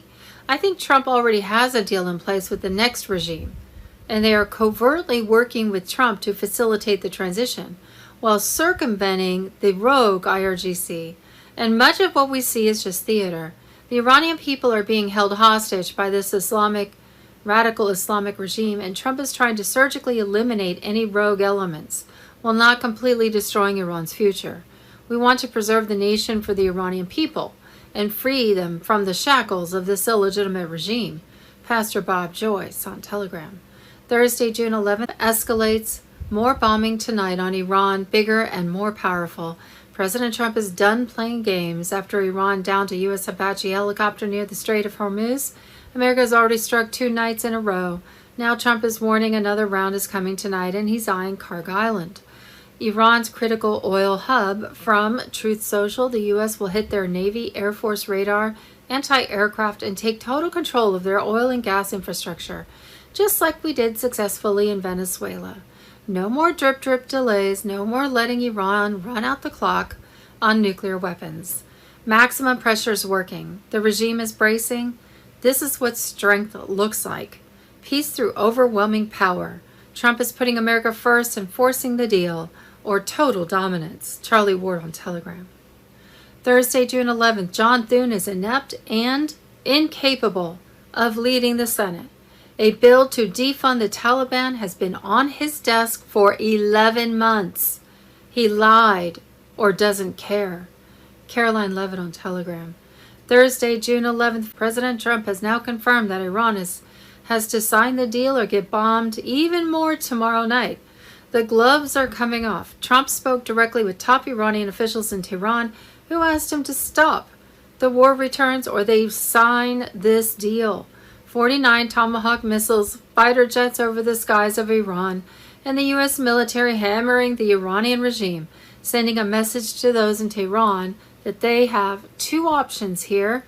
Either the war returns and they get hammered on the battlefield, or ultimately they sign this deal that was presented by American negotiators.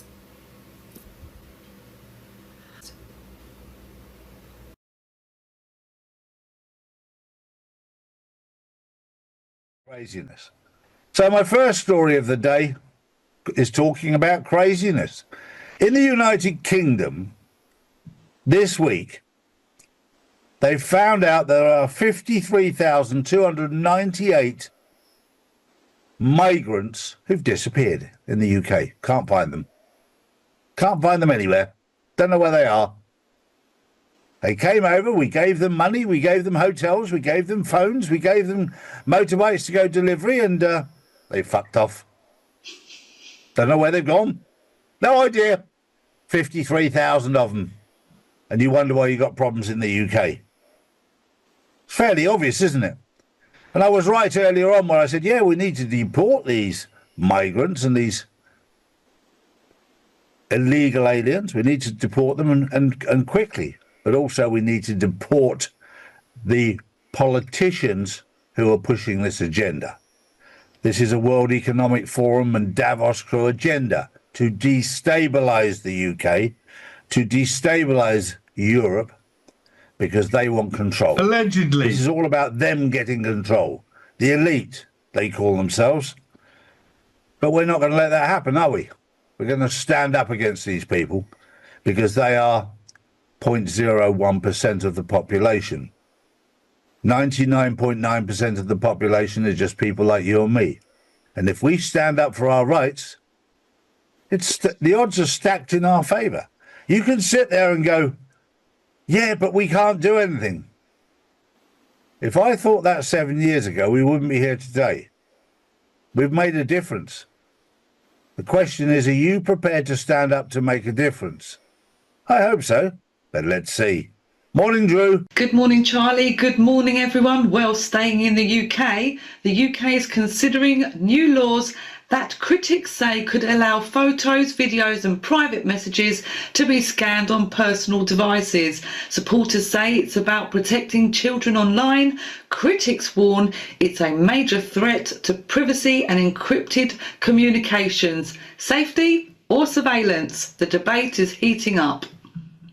It is, and it's very important. The good thing with the British people is the weather is so poor over there most of the time. You're stuck inside watching the telly, so they can brainwash you very easily. But it's time to use a little bit of common sense. That the more all of this is done. Allegedly. Or everything is done to take more information from you so that they can build a database and put you in it. Allegedly. and you become a commodity, which you've always been anyway, but what now far more controlled by them. And if you don't do what they say, they simply switch you off. Allegedly. And when I say they switch you off, and then if you don't do as you're told, you get one warning, then they turn your car off because it's electric. You can't go here, geofencing. You can't go there, geofencing. 15-minute cities. But if you don't do as you're told, allegedly, with 5G towers, they can simply change the frequency, which just randomly gives you a heart attack or a stroke. Finishes you. Allegedly. Now, if you want to be in this digital prison that they've set up, it's very clever because they put you into prison and you don't even know you're there. It's all very comfortable until you try and do something that they don't want you to do. And then they switch you off. That was their agenda from day one. And if you don't believe me, go on the World Economic Forum website and read about it. Do your research. My next story is we're seeing all the resignations now in the UK from the Labour government. We've had John Healey resign. We've had Al Carnes resign. We've had Pamela Nash resign. The whole thing's falling apart. But this is being done as part of the movie to wake people up. Keir Starmer, he's not your Prime Minister. He's an actor trying to get an Oscar. He's been put in there to do a job. So is he going to resign? That's all part of the movie. But if you think it comes down to you voting him out, your vote has never counted for the last 25 years. So why would it start now? These people have been fully in control of the whole situation for a long time. This is all part of the movie to wake people up. And the longer you stay asleep, the more license it gives them to push the envelope, to see how far they can push you, to see how stupid you really are. And they'll continue to do it. And for those people who are awake, it's frustrating, but it's also comedy. It's divine comedy. True. Next up, a Seoul court reportedly sentenced former President Yoon Suk-yeol to 30 years in prison in a case linked to alleged military drone operations and the 2024 martial law controversy. Well, this is a very, very big story. And this is a former president of South Korea who's been arrested, who's been charged, who's been convicted, and has been sent to prison for 30 years. Now, if you live in Korea, now, and we were there last year, this is just like a massive shock. But this is not what the Americans want. They want Obama arrested. It'll come. Because I know it will come because it's already happened in real life. In the movie, it hasn't yet played out. But it has to be dripped out at a pace that is palatable, a pace that people can accept. Because if it came out too early, people just wouldn't accept it. They wouldn't understand it. They wouldn't comprehend it. And this is very important because the president, the ex-president, Yoon Suk-yeol from South Korea, he was imprisoned for an insurrection. And what happened in America to Donald Trump, they tried to charge him with an insurrection and found out that it was actually them that was creating the insurrection against him. This is how they work. These people are slippery. Everything they accuse other people of is exactly what they're doing. They're showing us their playbook. It's part of their agenda. Finally, the World Cup started yesterday. Well done to Mexico for their 2-0 win over South Africa. Good start. But this is all distraction. This is all to distract from shutting down the world's economy for global financial reset. Are you ready? It's the weekend coming. We've got Ishmael Perez on the Insiders Club. Don't miss it. We'll see you there. Bye-bye for now. Bye-bye. Of a national security emergency related to elections by Commander-in-Chief Trump then bypasses the normal legal process. President Trump can declare this national security election emergency, define it, and then he takes control of how the election is run, including pausing the election, even looking at the existing primaries that have already taken place and who've been elected to be able to go on the ballot in this midterm election and say, whoa, stop, all fraudulent, we can prove it, here's the information we have, here's the way that things have been violated, including the voter rolls weren't cleaned up like they're supposed to, and declares a do-over.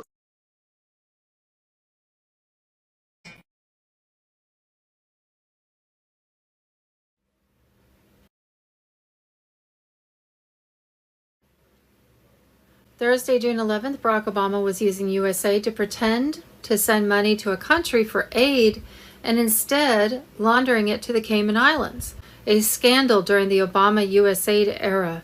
We were running a number of rogue USAID operations in Cuba at the time.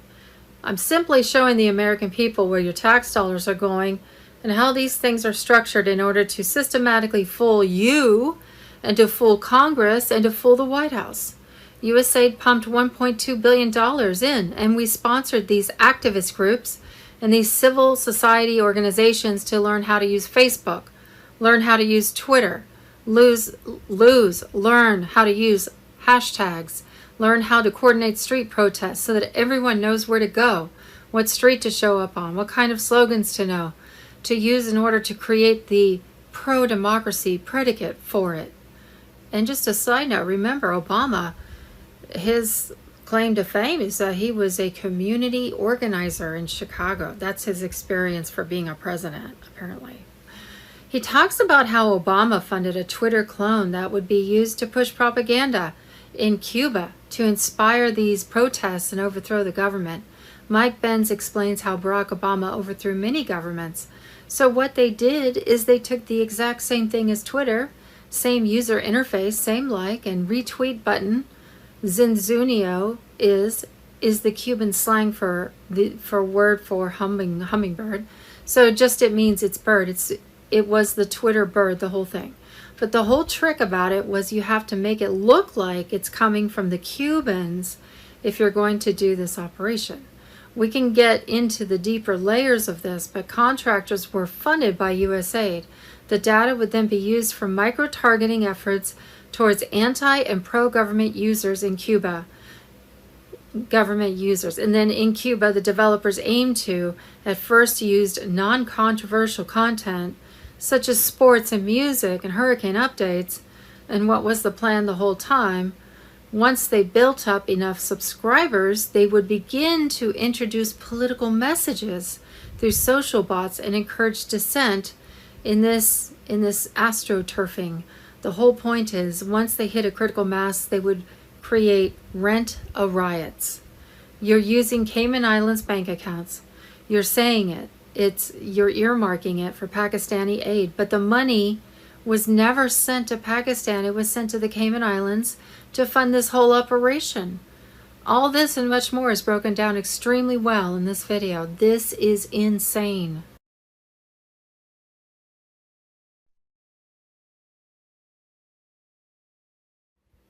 Thursday, June 11th, CERN shuts down June 29th. They told you it's maintenance. It isn't. Mr. Poole final chapter on Telegram. The Large Hadron Collider, the most powerful machine ever built by human hands, goes dark on June 29, 2026, permanently offline for what they call Long Shutdown 3.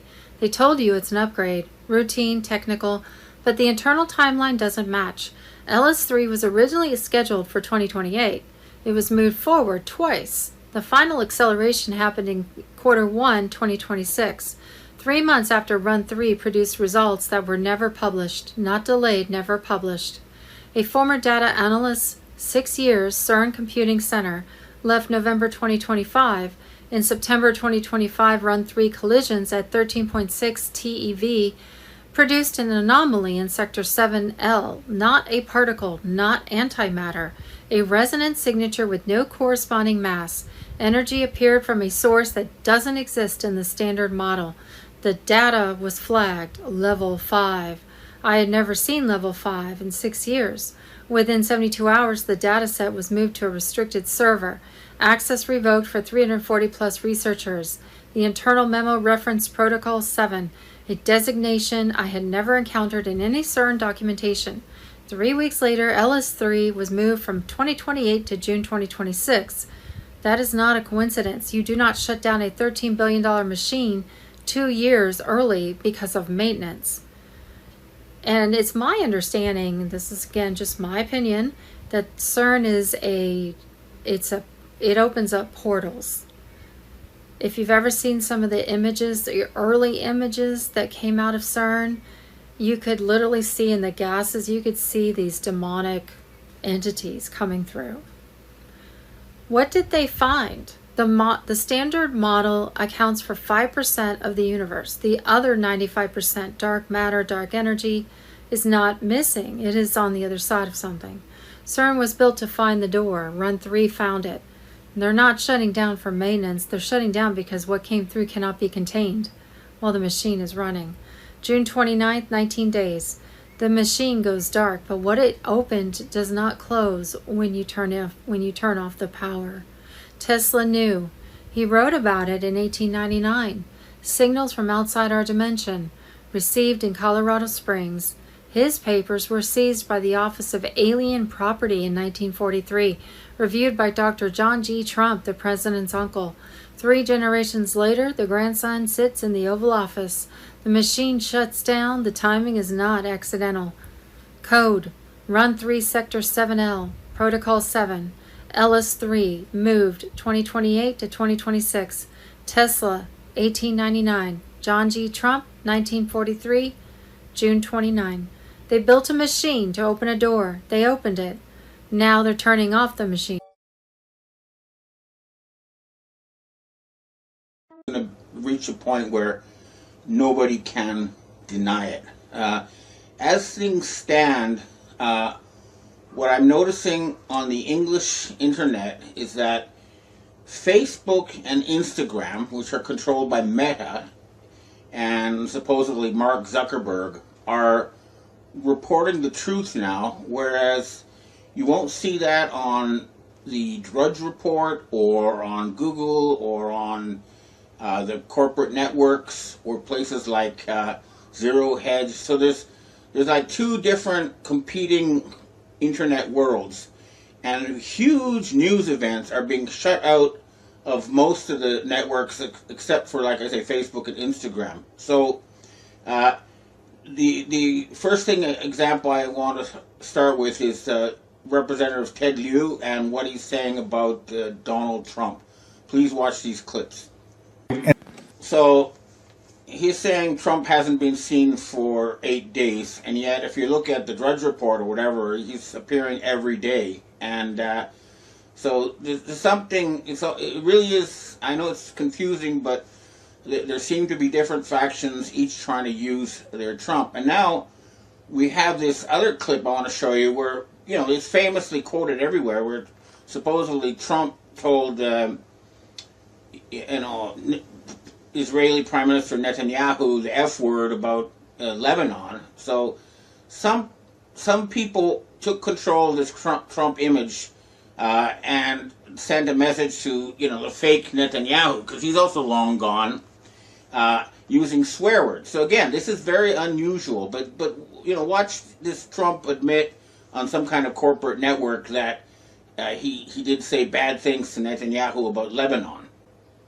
So there's a power struggle going on, and it's coming to a head for sure. But the important thing to realize is that there was a meeting of the Asian secret societies, and there something happened where the group that controlled Taiwan has now joined the group that controls China.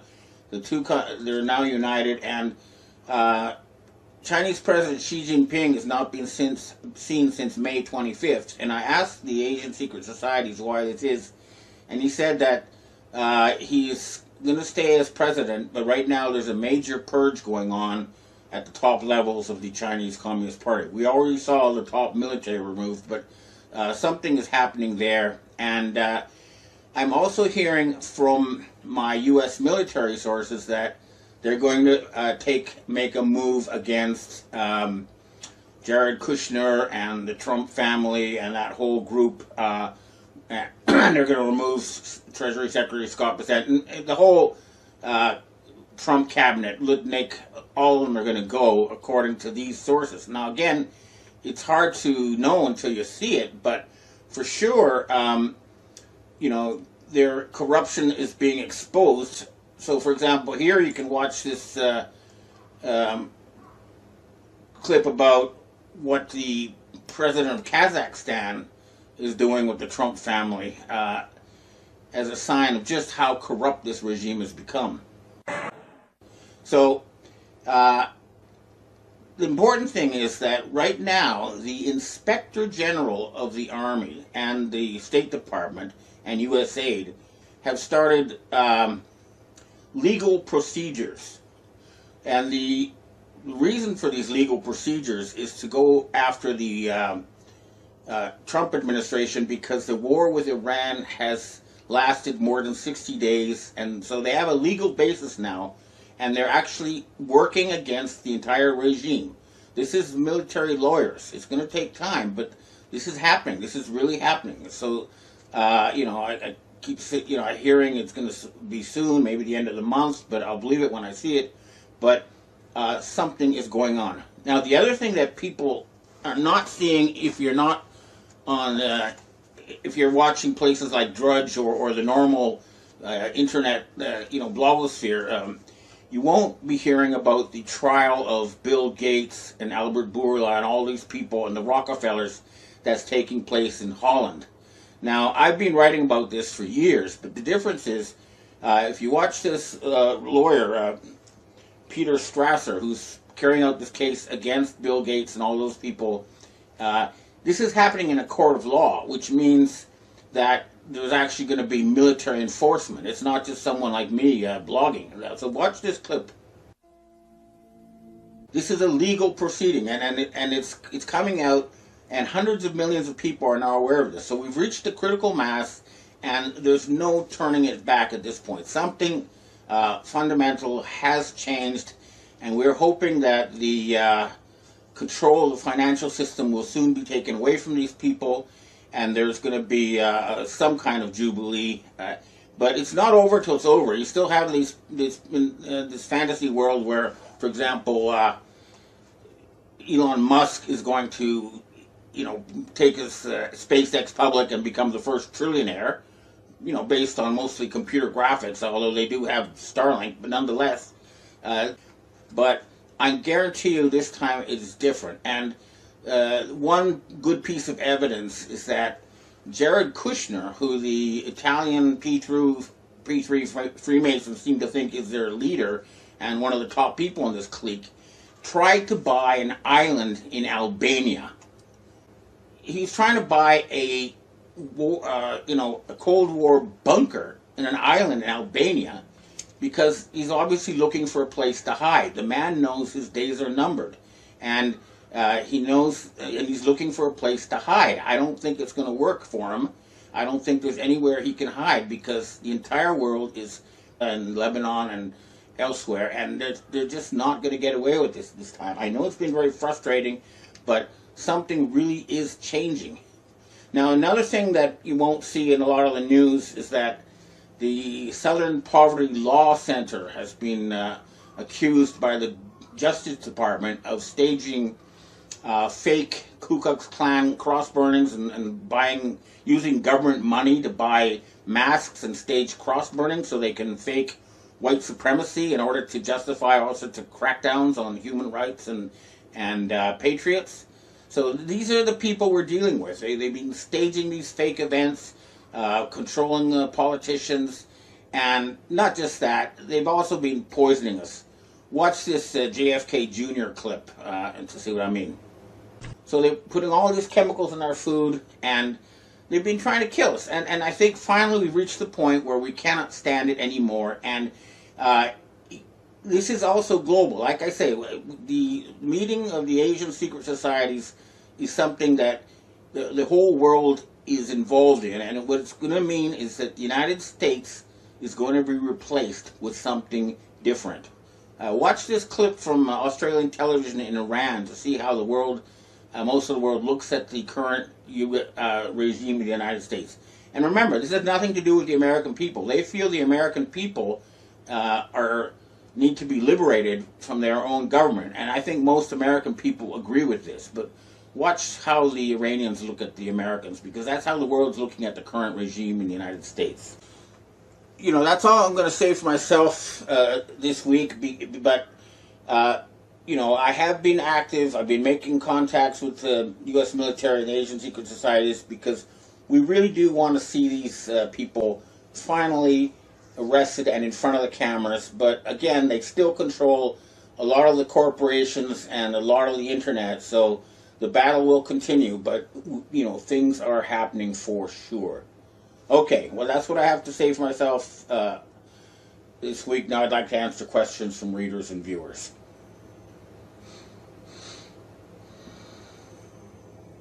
Hi, Ben. We have our first question for today.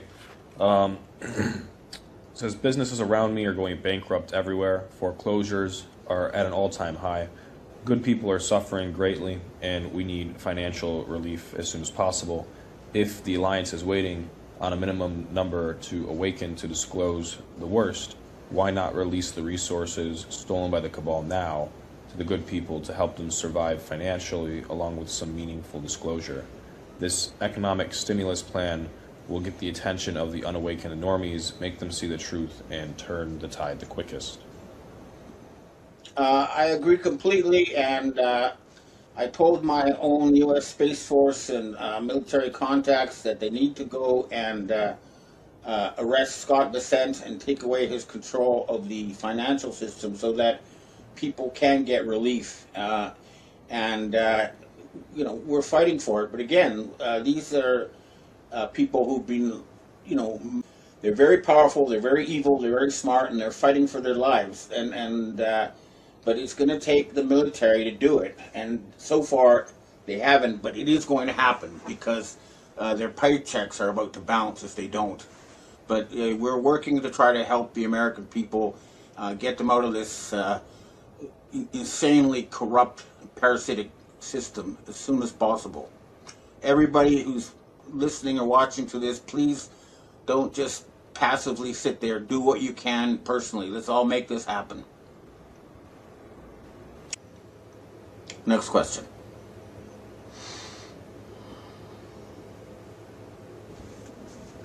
Hi, Ben. What are we having going on right now in the Middle East? Does this war with Iran actually have anything to do with oil at all? Or is it just about the cabal wanting to instate central banking in a country that did not previously have central banking? Well, it was an attempt to steal the Iranian people's gold and oil in order to keep the Federal Reserve Board from going bankrupt. However, some people are saying that what's really going on is that they staged this war so that they could raise the price of gas to force people to either have to buy electric cars they can't afford, or to move them into 15-minute cities where they don't need a card and they can be in a little 15-minute bicycle ride prison, and then the whole thing is staged. I'm not sure for sure, because a lot of it does seem contradictory. So I get information that all the U.S. military bases have been destroyed, and then yet after that we get information that U.S. military bases have been attacked again. And we see all these videos of cities being destroyed by bombs, and then we see videos of the cities that are still intact, like Tel Aviv, and it's so confusing with all these fake, videos out there to understand what's really going on. But what I do know from my own direct contacts with the Iranians is that they believe the United States and Israel are ruled by a satanic cult, and they're fighting to overthrow them. And that part is real. And so is a lot, the Asians are also trying to liberate the West from a satanic cult. So that part is real. But as far as all these videos of a war and stuff, so much of it is fake. I don't know what to say. Next question. Hey, Ben. You seem to be a little bit disheveled and out of sorts as of recently, and I'm wondering if you're okay. Sometimes your answers seem contradictory, and sometimes you say Trump is alive. The next minute you say he's an imposter. I'm worried about your health and if you're doing okay, but I'm also worried about the information that you're currently getting. Well, I've been getting, a lot of contradictory information feeds, and it is confusing for sure. And I think what's going on is that, there's a battle with different groups, with different Trumps, with different image characters, and I believe at the end of the day, what we need to stop using fake leaders like, an actor pretending to be Donald Trump, and actually once again get back to, leaders who are actually elected by the people in a real democracy with real freedom of the press. As far as my health is concerned, I'm feeling okay. I'm feeling fine, but I do need a holiday. I'm going to go to Canada at the end of June. I need to rest, and I need to go on my annual fast to detox. So I'm not in 100% shape, but I'm not sick or anything like that. The other thing I need to do is drink a bit less alcohol. I'll be honest about that. But thanks for the concern, and I'll try to, manage my health better. What? Next question, please. Hi, Ben. We are hearing basically nothing about the war in Ukraine and what's actually taking place there. I also wonder what are your thoughts are on Tucker Carlson. I feel like he has moved away from the narrative and is truly now an independent journalist, and I'd like your opinion. Do you think that the war in Ukraine is basically over? Is there anything going on? And on Tucker Carlson, do you believe that he is truly aligned with the people's interests? Well, first of all, as far as the war in Ukraine is concerned, I'd like you to watch this clip from Colonel Douglas McGregor talking about what's going on there. So you can see there was an agenda to depopulate Ukraine. The Russians were involved, as were the Ukrainians. And this is Chabad, and the idea was to create a new Khazarian homeland there. And that project is ending, as far as I can tell.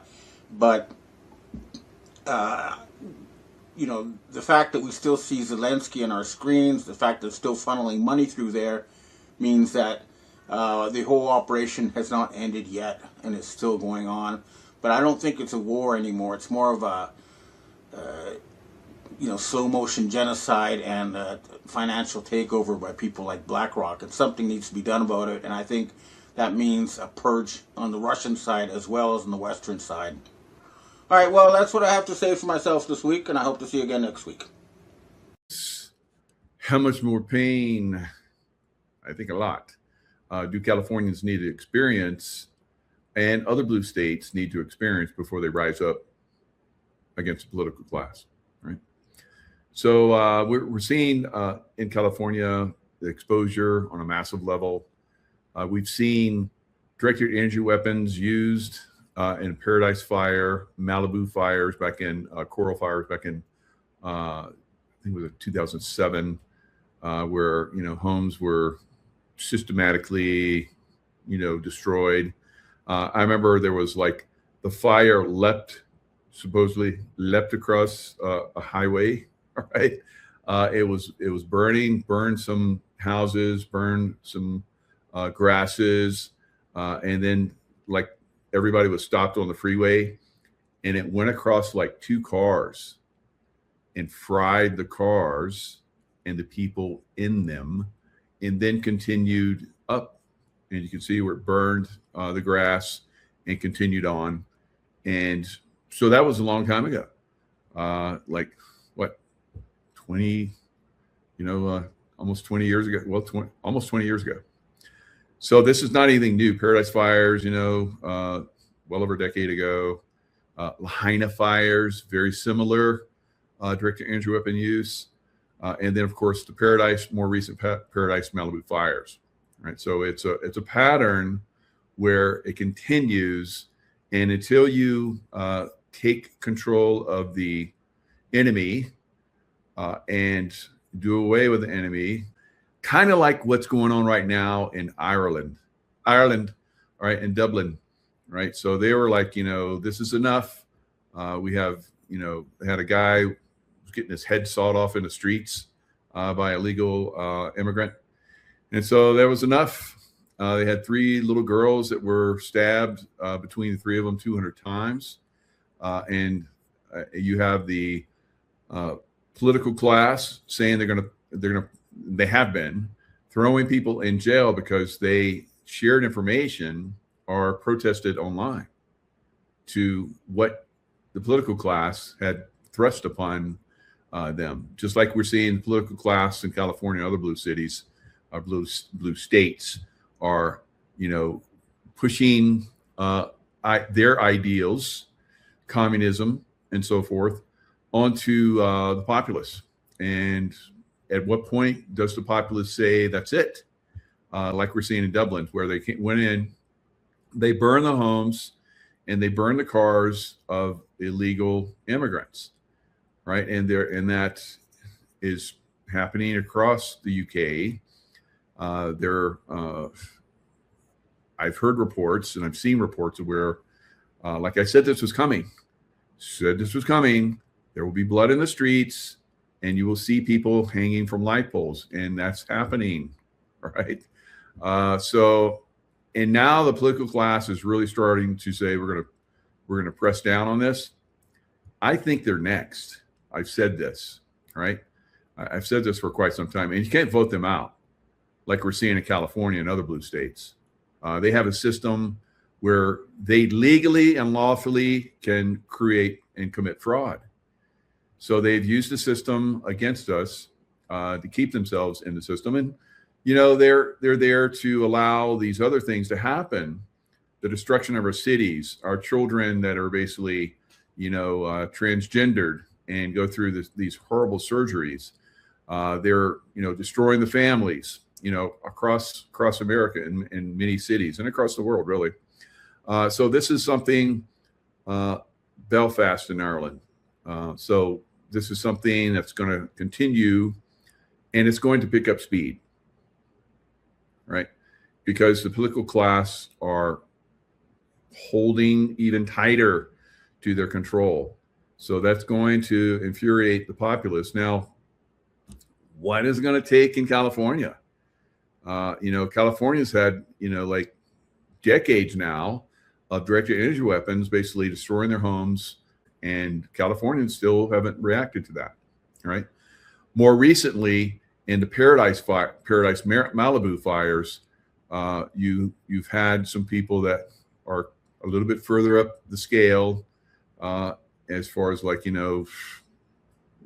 money-wise and power-wise and so forth, and influence-wise. And so they have started to push back. But up till now, you have had no pushback. Now, President Trump has pushed back, and he says that, the reason he has put, one of the reasons why Steve Hilton is now, considered to be one of the top 2, which I can't understand that. There's still over 300,000 votes that are still out there. He could easily be pushed down further, which he's already been pushed down into second place. President Trump said, he backed Steve Hilton. He did not back Spencer Pratt. Spencer Pratt didn't want his backing. And so maybe that's why he didn't, survive the assault. Now, he has kind of put out there that there's been a sting operation. Now, I said this yesterday. I believe that the California election fraud reveal, is part of a massive sting operation that's going to transpire and go across all the other blue states, right? And blue cities that are in red states, right? So it is very interesting to see this now. All these fires, I've had guests on. We've talked about these fires. We put this information out. You think at this point people would have already been hauled into the streets and done away with, right? I don't want that. I think that's crazy, but crazy time's coming, right? How much more pain does California have to go through before they start to get serious, right? So I think a lot more. Right? Because and the way I judge this is when I make comments like this, and Californians get, case of the ass about it, right? They attack me. I'm just a messenger. I'm just pointing this stuff out, and hopefully it's to help wake you up. But it is not happening. So, I've been involved. I have these abilities, and I have been involved in stopping out stuff, sending energy to people to take them out of positions of power. I've done that quite often. But there comes a time where the people that receive those benefits don't appreciate them, right? And that's California. So how much more pain? Right? I think a lot. So we're seeing fire weather starting to come into California. I predicted before this new year, I predicted that California would burn again, right? California is going to burn, and it will be through directed energy weapon use again. We will probably see, like we saw in Paradise, homes that are burned again. So it's a pattern. They've been getting away with it, and if they continue to get away with it, they're going to continue to do it. Hello. So California had the opportunity if they would have risen up. Now, I've seen people that have gone into the streets and they wear the MAGA hats and they said, Karen Bass is bad, all kind of crazy stuff. Vote for Spencer Pratt. And Californians would go by and give the big middle finger, and say F you and all kind of stuff. They're going to have more pain, guys. California is going to have more pain, right? So it is what it is. We've been trying to help them awaken for decades now, and they have chosen not to wake up. So they're going to get what they're going to get. All right. Now, still, people are going to try and help them. They're not going to be completely abandoned. I think that we're going to see some different things that are happening. So we'll continue to share and try and do the best that we can. But at some point, people are going to have to really, really get involved. And I have not seen that for decades now. Show you this. President Trump alluded to the fact that you're not going to believe how crooked the 2020 election was. Trump says a full file about the theft of the 2020 election is going to come out. He went on to say it's worse than any of us can imagine. I know you're out in California right now with the election abnormalities and rigging that's going on out there. But before we get into LA and California, what do you think when President Trump says there's a full file that's about to come out? Do you think that's something that Tulsi Gabbard has been putting together and they are going to release before the midterm election? Or what do you think he's alluding to? There are people in the White House and outside the White House who have been working to put together these files. Okay, and the files are going to be extensive. There's millions of us. Yeah, well, it's all a lie. A small group of people are going to steal the money, promising utopia to the others who believe they're going to get it. And for a while, the criminals protect those who are forces of destruction, destroy the family, mutilate the children, get them in the streets to destroy the cities. And you've got a consciously designed destruction, which is the prelude to the system collapse. All right. So we're near system collapse in California, which I've been saying is coming. Consciousness does have an effect. You can, change things. You can, change some people, right? Through consciousness. And you can, I love Stephen Gardner's channel as well. Yeah, he's really good. Because there's a lot of us out here that are trying to wake people up, and we bring on really great guests. I'm going to have a couple really nice guests tomorrow. You want to be around at 1 and 3 for the guests I have coming. I don't like to say who these high speed guests are that come on sometimes, because there are forces that try and interject. All right. So when you see a lot of my guests, they just come on. Right. So some people are out there, they're like, advertise them. I don't know why I get so suppressed. Right? So I do know why, because I really am helping people wake up on a massive scale, although not at the level that I would like to see. Now, Paradise Fires, we've talked about them. We've had lots of experts come in and talk about how these were anomalous, where you have homes that are burned down to nothing. These are not normal fires, because you see, all next to these homes, the trees are still there. So the outside fuel source that normally comes in through forest fires and so forth are grass fires that cross a highway and burn to crisp cars and people in them. So when you have, these different fires like that, anomalous, where metals are like melting in cars, and again, there's trees all around. This was Paradise. There's trees all around these homes, and there's other homes. So you'll get a whole neighborhood like this is taken down to ash, and just over here there's a home that's not been touched, and that wasn't advertised through the press, because the press is part of the problem. All right, they're part of the system to suppress this information and to push the lies and the malfeasance that is happening. They're suppressing it, right? So houses with blue roofs spared. Yes, it happened in some areas, absolutely, because of the color. When the lasers come in, I guess that's a particular color that it doesn't, it's not activated in that color range. So it just basically shuts down the frequency of that laser. So yes, the blue homes, blue roofs and so forth, those homes survived. So now President Trump, during those fires, posted, "There is no reason for these massive, deadly, and costly forest fires in California, except that forest management is so poor." So there's multiple functions of why they do these fires. They come in and they take out neighborhoods that are targeted for some reason. I don't know.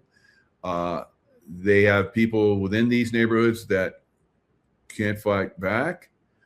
They didn't count on Spencer Pratt, I guess. But most of the time, people just take it and keep going, right? You have a very, very few percentage of the population, the 1%ers like myself, and perhaps you people that are watching. Thank you very much. I love your comments. Sometimes I'm like, am I wasting my time? And then I look at the comments, I'm like, okay, I'll keep going, right? So thank you. All right, so he goes on to say, President Trump goes on to say, billions of dollars are given each year by the federal government, with so many lives lost, all because of gross mismanagement of the forest, because they make money on this. So they have these forest fighters and so forth that come in, and they make billions fighting these fires. So that's why you see every year, year after year after year after year, these fires keep popping up, and not just California, all across the country. We're going to see massive fires across the country this year, right? Not just California. No. There will be drought and fires. I said there'll be drought in the middle of the country. I said it last year, well before the beginning of this year. And then we will see rain. So they'll burn the hell out of us and then flood us, right? So, and I think California is going to get some serious earthquake activity. Domino effect earthquake fault zones going off. They're going to be so massive. And I just know that I'm going to be feeling it here where I'm at in Lake Tahoe. The ground is going to shake, right? Bigly, right? It's already happened once. And right down a little past Reno, near Fallon, Nevada, where they have the Naval Air Station, right? So in that area, there's been a lot of earthquakes, over 500, I think 540 quakes. So the biggest one, I think it was like a 5.5, 5.2, something like that. It shook this house that I'm in here, Lake Tahoe. So I think it's like, as a crow flies, maybe about 85 miles from that area. So it's a good shaker. We just saw a big shaker that happened in Cuba that shook all the way over into Miami. So they thought they had another earthquake in Florida, but no, it was that shaker, because Florida is just a big coral reef that's risen up and some trees grew on it, right? So so it's easy to shake that whole state, right? And that's what we just saw. So 6.1, the last time they had an earthquake of that size, 150 plus years ago, and it was a 6.0. So this was bigger, 6.1, just a little, but a little bit sometimes can make a huge difference. So we've seen these earth change activities. Some places it's going to be not as intense. We see biblical references where the Lord is saying, go to the mountains. Where am I? All right. So there is, potential in the near term, I believe, for some serious shaking. And I think that consciousness does have an effect on that. Consciousness has an effect on storms, everything. There was a time where we had an earthquake, and I was involved with a group that basically was into the earth energies and so forth.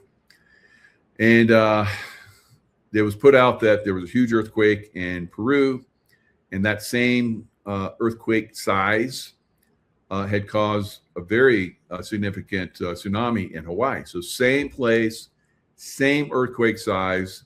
And so there was it takes a long time, hours and hours and hours, for these energies to travel, through the ocean.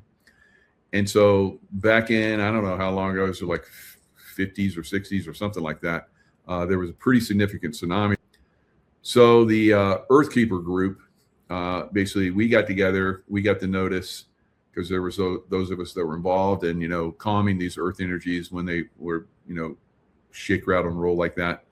And I remember putting my consciousness in the waves and calming the waves. I could see the energy. It was going to make a massive tsunami when it hit Hawaii, and I just calmed it. And so it made just a little bit of a little wave, very small wave, when it came to Hawaii.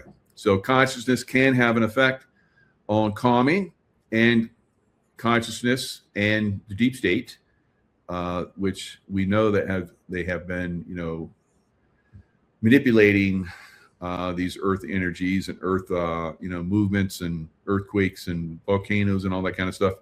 We know they've been doing that.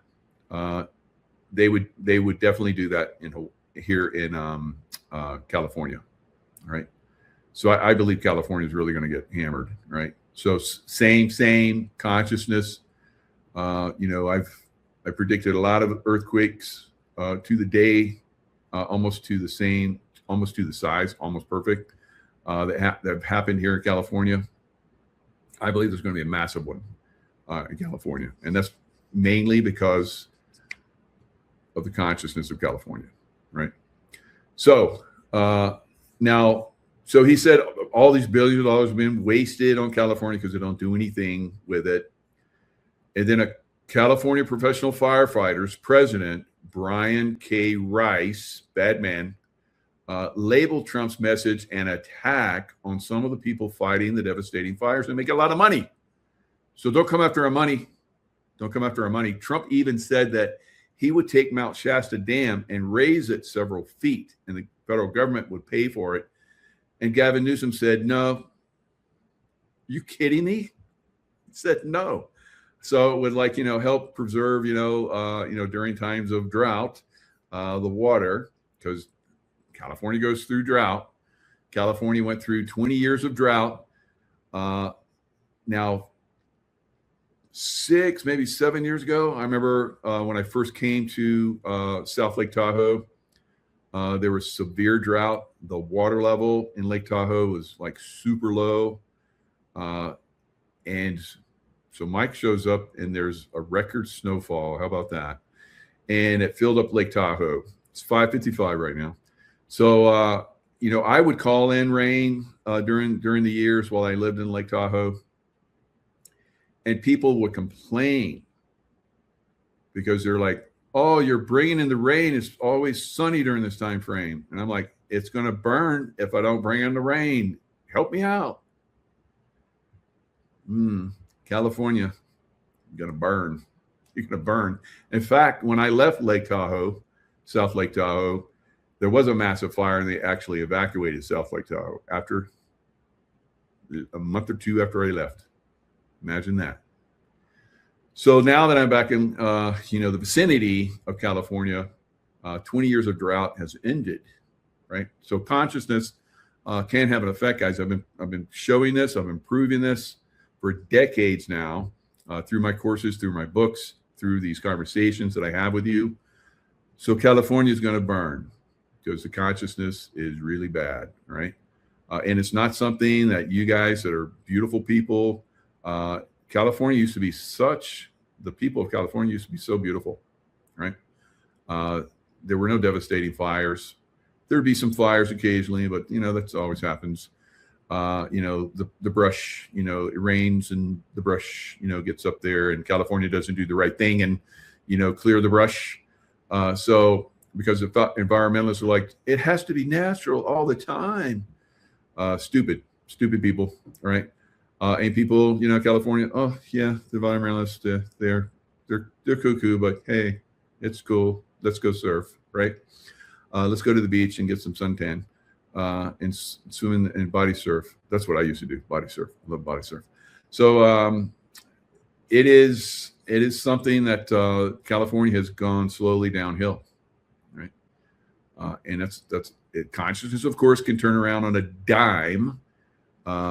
Will something spark Californians to get over their me attitude and start to work together to overcome this stuff? I don't know. People of Ireland, they work together now, right? They're creating a movement that's probably going to spread around the world. And who knows, maybe California catch a little bit of that. I hope so. But we have some very, very bad people out there. So Brian Rice goes on to say, in my view, this shameful attack on California is an attack on all our courageous men and women on the front lines. You're going to burn, California. You're going to burn. All right. So let's look at some of the burn. There's been people reporting the burn, and people haven't been paying attention on high enough numbers. So let's try again. Let's see how many views we get on this one. They were overtaken by the flames. Sounds like Lahaina, remember? They were right on that road that was right on the water. There was nothing there. The police stopped them on orders from the sheriff who was in that shooting in Las Vegas. And then months before Lahaina, he gets transferred to Lahaina.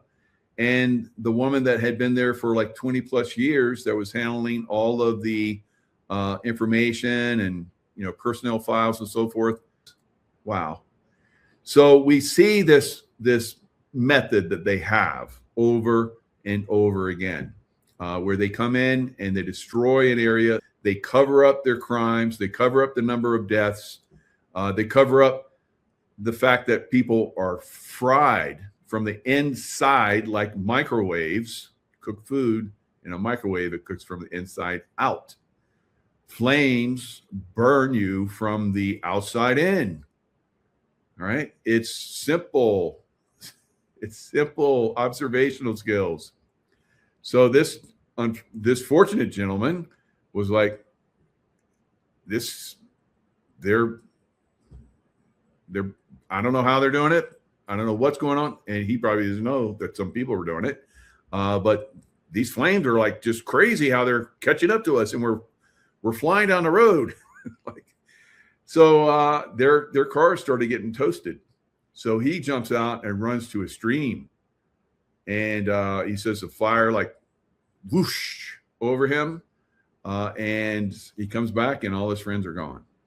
I'm so lucky to be alive. I went down the canyon into a creek. When he returned to the scene, he found his truck, which he fled from as flames closed in, and he found that not one of his friends had made it. We got trapped. Oh, nobody made it down here. We won't show you the most harrowing moments, but they are causing outrage on social media. So insensitive, those one typical comments. So again, now who was saying outraged on this truth, this horrific incident of where these people were caught in a directed injury weapon attack? Interesting how his vehicle, because it was not touched, but these other vehicles were crispified, and the people in them were burnt to a crisp, to almost ashes, right? And I'm going to show you some of this from Lahaina. So, you know, only 812 people watching right now. People just don't care. It's like, I've seen all this. I don't care. I don't care. Right? It doesn't affect me. But others are defending the video, including one firefighter who says this is what the public needs to see. The video was posted by Greg Woodcox's nephew. He spoke with our Jim Murray. Why did you post it? I know a lot of people are really up in arms. They say you shouldn't have posted that. Right. No, I've gotten a lot of flack because of that. And I was weighing the good with the bad. And he wanted it out there because he wanted it to be like a warning to anybody that doesn't listen to these evacuation orders. All right. So, I mean, that's the way to listen to the evacuation orders, right? Run for your life. Go jump in the stream, right? Yeah. So I know some of you care. Many of us care, yeah. But probably not the people that should be, right? Obviously. So you've had these fires in California like this for 20 years, guys. So obviously people aren't paying attention or caring enough to make a difference. If this happened to you, if this happened to my peeps, my family, my time in the military would come in handy, right? My abilities would come in handy. My ability to be like a ghost and appear and people go bye-bye would come in handy, right? So that's not happening in California. People aren't rising up. People aren't rising up. You're going to have to rise up. Otherwise, it's going to continue. That's obvious because it's been going on for decades, right? So, better luck next time. We'll elect somebody that will make a difference. California is pretty much all completely blue, right?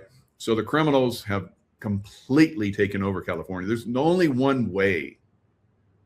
It's only one way. And a lot of people are like, the military is the only way. And maybe the military will get involved. I would hope so. Otherwise, Jacob the Firewalker, I have walked over coals.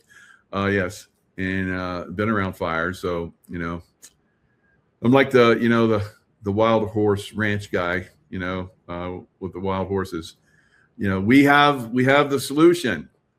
Get rid of, my solution is get rid of the politicians that are, allowing this. They're not the ones doing it, of course, but they're allowing the criminals that have the capabilities of doing these to do this, right?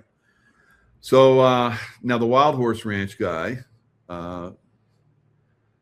William, is basically, we can, go in and, have these wild horses come in, and there's nothing that the fires will not happen because they've taken out all the fuel. All right. So, and of course, everybody's like, oh, look, wild horses. So they come and take pictures. Everybody loves it. Not happening. I do those shows with him, and they don't get a lot of views.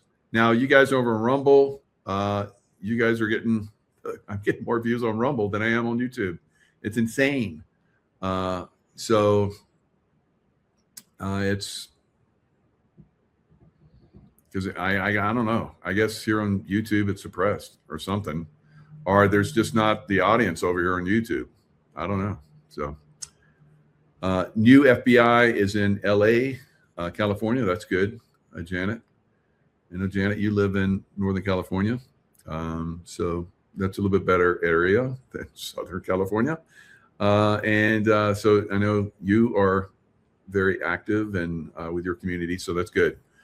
So Lahaina. Let's look at Lahaina. So I'm going to have to start to push through this pretty quick because I got to have a conversation that I'm going to have pretty soon with some people that are going to do shows with that are going to give us some options to overcome stupid thinking, right? There are some very, very interesting techniques to overcome that, right? And you guys are going to love what I'm going to bring up. So here we have Lahaina. So as you see, same thing as paradise, you're going to see there's a blue roof, right? And you're going to see these fires basically jump around. Some homes won't be affected, and some will. Some will be burnt to a complete crisp, which is impossible. You have all the fuel out here that's not affected, but right next to it, it's down to concrete, right? So you're talking porcelain. Where's the washing machine? Where's the dishwasher? Where's the porcelain countertops, the porcelain commodes, and so forth? Those burn at a much higher rate than any home fire in history has ever burned, guys. So it's obviously something else that's burning everything to a crisp. Hello, come on. This is not that hard. This is not that hard to figure out. And here, do you see any bodies? You see any bodies? Look, this is along a wall. This is a road. The trees are still there. And all these people along this road that the police would not let escape, they blocked the road off. Some of them jumped into the water, and some of them in the water were fried in the water. This is not rocket science here. Come on. How many times have I done these shows over the years? A lot. A lot. All right. So we got the Great Maui land grab that Michelle and I have done. I've done many shows with her where she's talked about this, and she's talked about the political class there, very similar to what's going on in California. Same political class, same corrupt political class, right? Now, this is a dog. As you guys see, it's crispified. So again, a wildfire burns everything from the outside in. The hair, skin, and clothing are burned first. Bodies are left unrecognizable except for their bones and teeth if they don't burn to ash. However, here are 3 images of burned victims in the Lahaina fire who are completely recognizable. So here's a dog.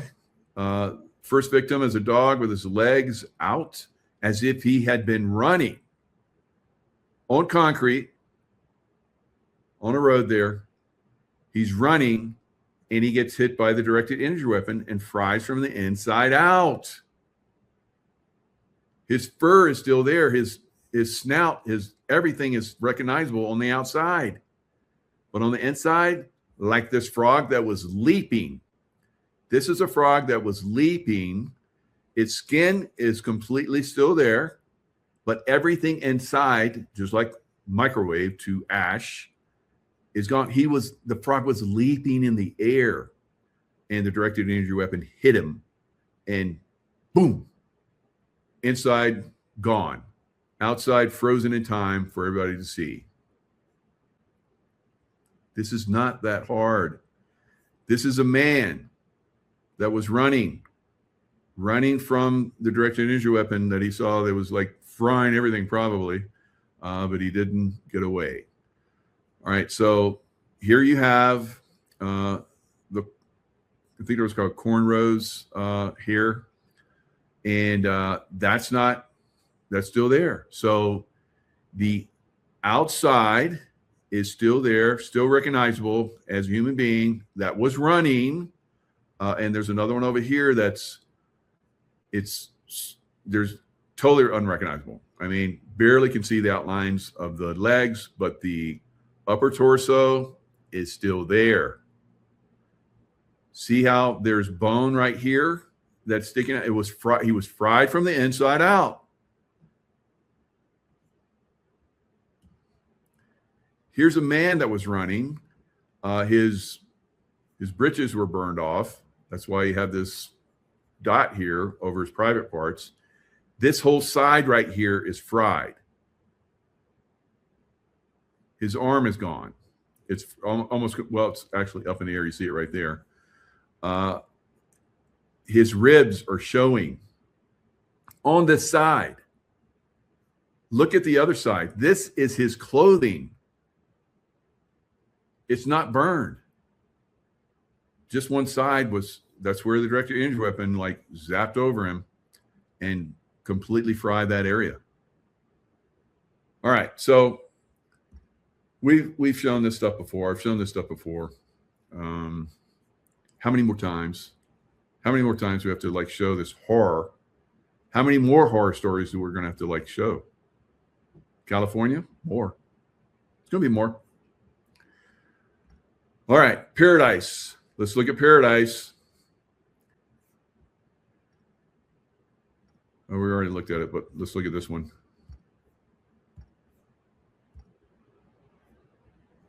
And this is Maui.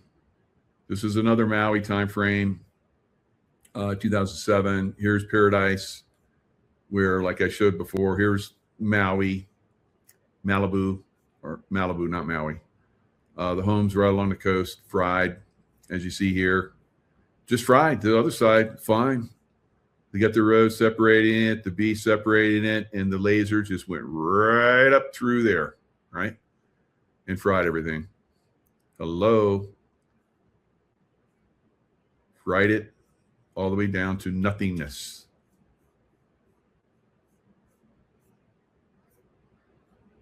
All right, so that's a little bit of paradise and a little bit of Malibu just recently.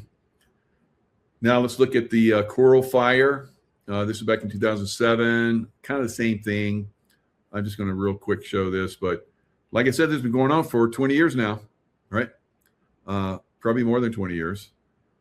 20 years that I've been reporting on it and showing this information and watching it and going, that's directed energy weapons. I know, because we have those weapons in the military.